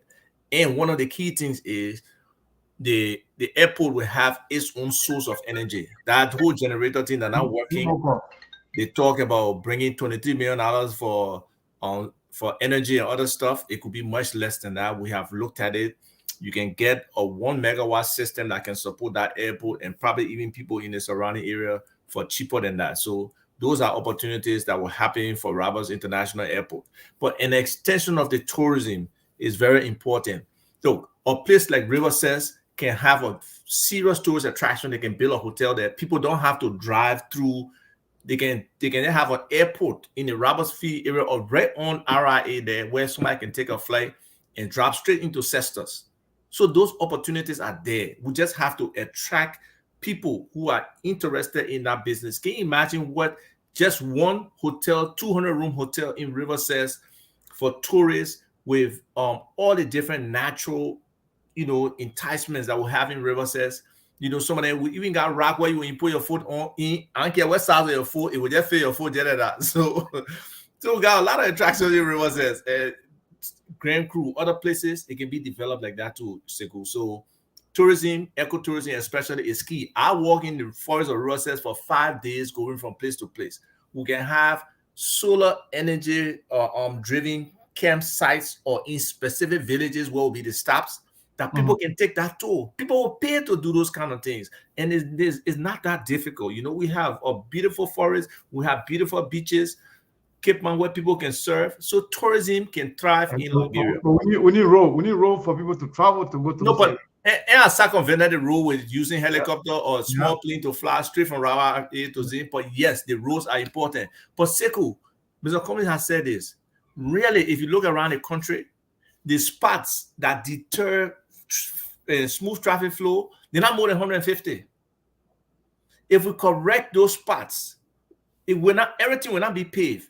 But correcting those 150 spots to ensure that they don't get deteriorated during the rain, they don't spoil during the rainy season, that people can drive through them would make a huge difference for our people. That's a commitment. That's a commitment that will ensure that the roads are passable in that first year. All major roads in the country will be passable in that first year. Not everything will be paved, but in that first year, all major roads will be passable, and that can happen. So in terms of the lawmakers, Mr. Cummings will not give brown envelope to lawmakers. Mr. Cummings will use the power of persuasion for them to see the reality. And the Mr. Cummings' vision of the country is not just Monrovia. So it's about decentralization, like he said. He has not gone into it, but it's decentralization of a combination of services, not only government services, but private sector services as well. I mean, to just receive what they call the thing like Western Union or something. Sometimes I have to leave Riverside and go to Buchanan. Yeah. You know, just imagine the people in Lofa. I don't think there's one bank in Lofa. So bringing some of those, so like people have to travel all the way to maybe Banga or go to Monrovia to get their money. Why? So we got to change that. We got to find a way that our people can access both private sector and public sector services. That's a huge part of decentralization. Then when it comes to revenue, let me come and say, why Nima County with Meta Steel over there? They get any money, then the money will come all the way to Monrovia before it go back to them. And when it comes to Monrovia, it stick there. Prince George gonna be crying for 7.5 million for how many years? We got to change that paradigm. It got to be where the counties and the districts, especially that the resources come from, have some level of distribution that ties in, and we'll hold them accountable for how they expend those funds. But you have to be able to let the people benefit of the resources. So that's a key factor of what Mr. Cummings plans. Thank you. Thank you so much, Steve. Yes, Ava, thank you so much. Ava fitting well, and hopefully we can bring him on the whole show, so we can have a very, very compelling conversation. Because I know there are a lot of questions that we supposed to with. You said you got plenty of questions too. You know we got plenty of questions, but we're not asked all the questions today. Right. And Mr. Cummings actually promised the people, and he availed himself to the people to answer their questions. I think the people appreciate it. We also appreciate Mr. Cummings and everybody associated with ANC and CPP for answering to our calls every time we call them. We smell issues, we say, hey, we want answer questions on these things. They never shy away. Other people have been no call, no show. And as a matter of fact, we have been told over and over that certain people are uncomfortable coming on the show because we ask questions. And we're not going to stop that, regardless of who is coming on the show. We'll ask you relevant questions that are important to the Liberian people, regardless of who you are. So we appreciate your time. We appreciate Mr. Cummings' time. We appreciate everybody that contributed to SKTV and continue to contribute to SKTV. There are people who always contribute $5, $10, $20, whether or not Mr. Cummings is here. There are people who always come to show their love and support for their leader. We appreciate you always. But we don't want your coming on the show, forget about the money part, to only be limited to when Cummings is here. Come on the show and have take part in important conversations on national issues, on issue of national importance that we all care about. So, Mr. Ava, thank you so much. Steve, I think we should call it a day. Yes, we'll definitely bring Mr. Toba on so that we can speak more about this policy. And Steve, the show tomorrow, I forget. Yes, I was going to announce it. I was going to talk about it. We invite Mr. Toba on. If he falls in April, you will have to pay for it. If not, I'm just kidding. I saw something where they say you are taking a sabbatical or something. When is that? No, I took it from Facebook. Oh, okay. I did say I would be appearing on the show. So okay. All right. Yeah, I just want to inform the people that this weekend coming, Mr. Cummings will be in the Atlanta area. There's a series of events that the people in ANC Global South will be having. Let me just look at the flyer because I don't know it off the top of my head. There's nothing on Friday specifically that I know of, but on Saturday there's an evening with the CPP stand-up bearer on March 18th at 7 p.m. It's a fundraiser and banquet at the Gwinnett Environmental and Heritage Center, 2020 Clean Water Drive in Beaufort, Alexander. It's only $100 and then $250 for VIP. It's $100 a person and $250 for VIP. So it's this Saturday, and we'll be putting an announcement out as well for a meet and greet. That will be on Friday. I will be there hosting that meet and greet on Friday with the people in the area. It's gonna be at let me find the address for you. Please bear with me. The only reason why you doing this because ANC poor contributor to the if not so we're going to charge you for this. We're not playing this town. Nobody's no. Seriously. You guys have to monetize the platform. It makes sense, Oh yeah, nobody's to pay out. No more free. Nobody's to pay. No more free thing. I'm in agreement with you to do that. It will be at 2257 Lazy Days Road in Dacula, Georgia. That's at 7 p.m. on Fridays. A meet and greet. We meet people there. I will put up the announcement on my page. We'll also have a little presentation on the CPP, on Mr. Cummings, on some of these same issues we're talking about to those people. So thank you for the opportunity for making those announcements. We appreciate it. Thank you for having Mr. Cummings. And I think the discussion here is really fruitful to Liberian people. And, we'll continue to come anytime you invite us for us to, explain more, explain in detail, and answer so many of the questions that are out there, because people are really anxious for a change and for a better situation. But they have to know they're not jumping from in a frying pan to the fire. They want to know, like, for the thing they're going on a cool plate that can help them move this country forward. Thank you. Thank you. Well, tomorrow we have T-Twet. T-Twet, the musician, will be on. He's launching his new album or song. From politics to entertainment. He wants to do a promotion, so he will be here. So we want to invite you tomorrow. Join the conversations. We'll also have other people from the political arena that will give us some updates. We'll also bring you some updates from back home about what's going on. We know tonight, after tonight, because we have most of the news outlet and everybody else following. We even had our OKFM. I think it's one of the very first time we saw them to show their presence or whatever it is. OKFM TV and I know radio and something that they were on earlier during the interview. I think they're still watching and following. But again, don't change. Tomorrow we'll be back on, and we look forward to the interactions with you. Thank you so much for sticking and staying with us for what? 2 hours and 46 minutes. 2 hours, 45 minutes. Okay, 46 minutes already. Yeah. So that's a long time. And I can tell you, if you're not believing some of you and they're asking for cash out to do that one, please try to your house. Sit down in one chair for 2 hours. Just sit down in that chair for 2 hours. Don't get up. Don't do nothing. Just be playing on your phone set and see how it will look. Just sit down in a chair directly. Put a computer or your phone in front of you and just don't turn anything on. Just see how it is for 2 hours. So it's a lot, and you're in political season. Let me tell you today, nobody's stupid yet. If you think we'll do free thing that lot, we'll not do free thing, especially political people. You will pay starting off April. The announcement officially April. You want interview, you want kind of do your publicity, we don't get problem with you, but you pay.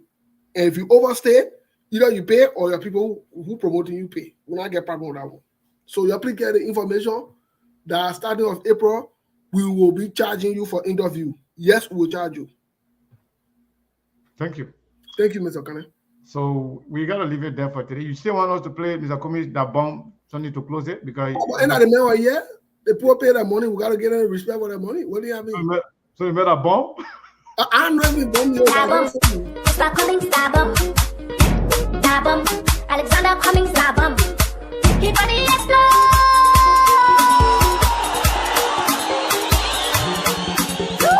The leaders I love, the ones I trust so much, they made a fool out of me. I've been praying to God every day, please give me a leader. He gave me a leader with love for his people. He gave me a leader who will deliver us from poverty. God look at Liberia with mercy from me high. He gave me my ABC, now he wants to in my way. Somebody give me chance. ABC coming, somebody give me chance. I'm talking the talk and do, somebody give me chance. Talk and do, somebody give me chance. The coming the talk and do, somebody give me chance. For better education, somebody give me chance. For good health system, somebody give me chance. For good infrastructure, somebody give me chance. Oh, somebody give me chance. Wherever you are giving me corporate. Wherever you are giving me small money. And you tell me say you are coming to face the road. And you tell me say you are coming to face the school. And you corruption, we're going to finish.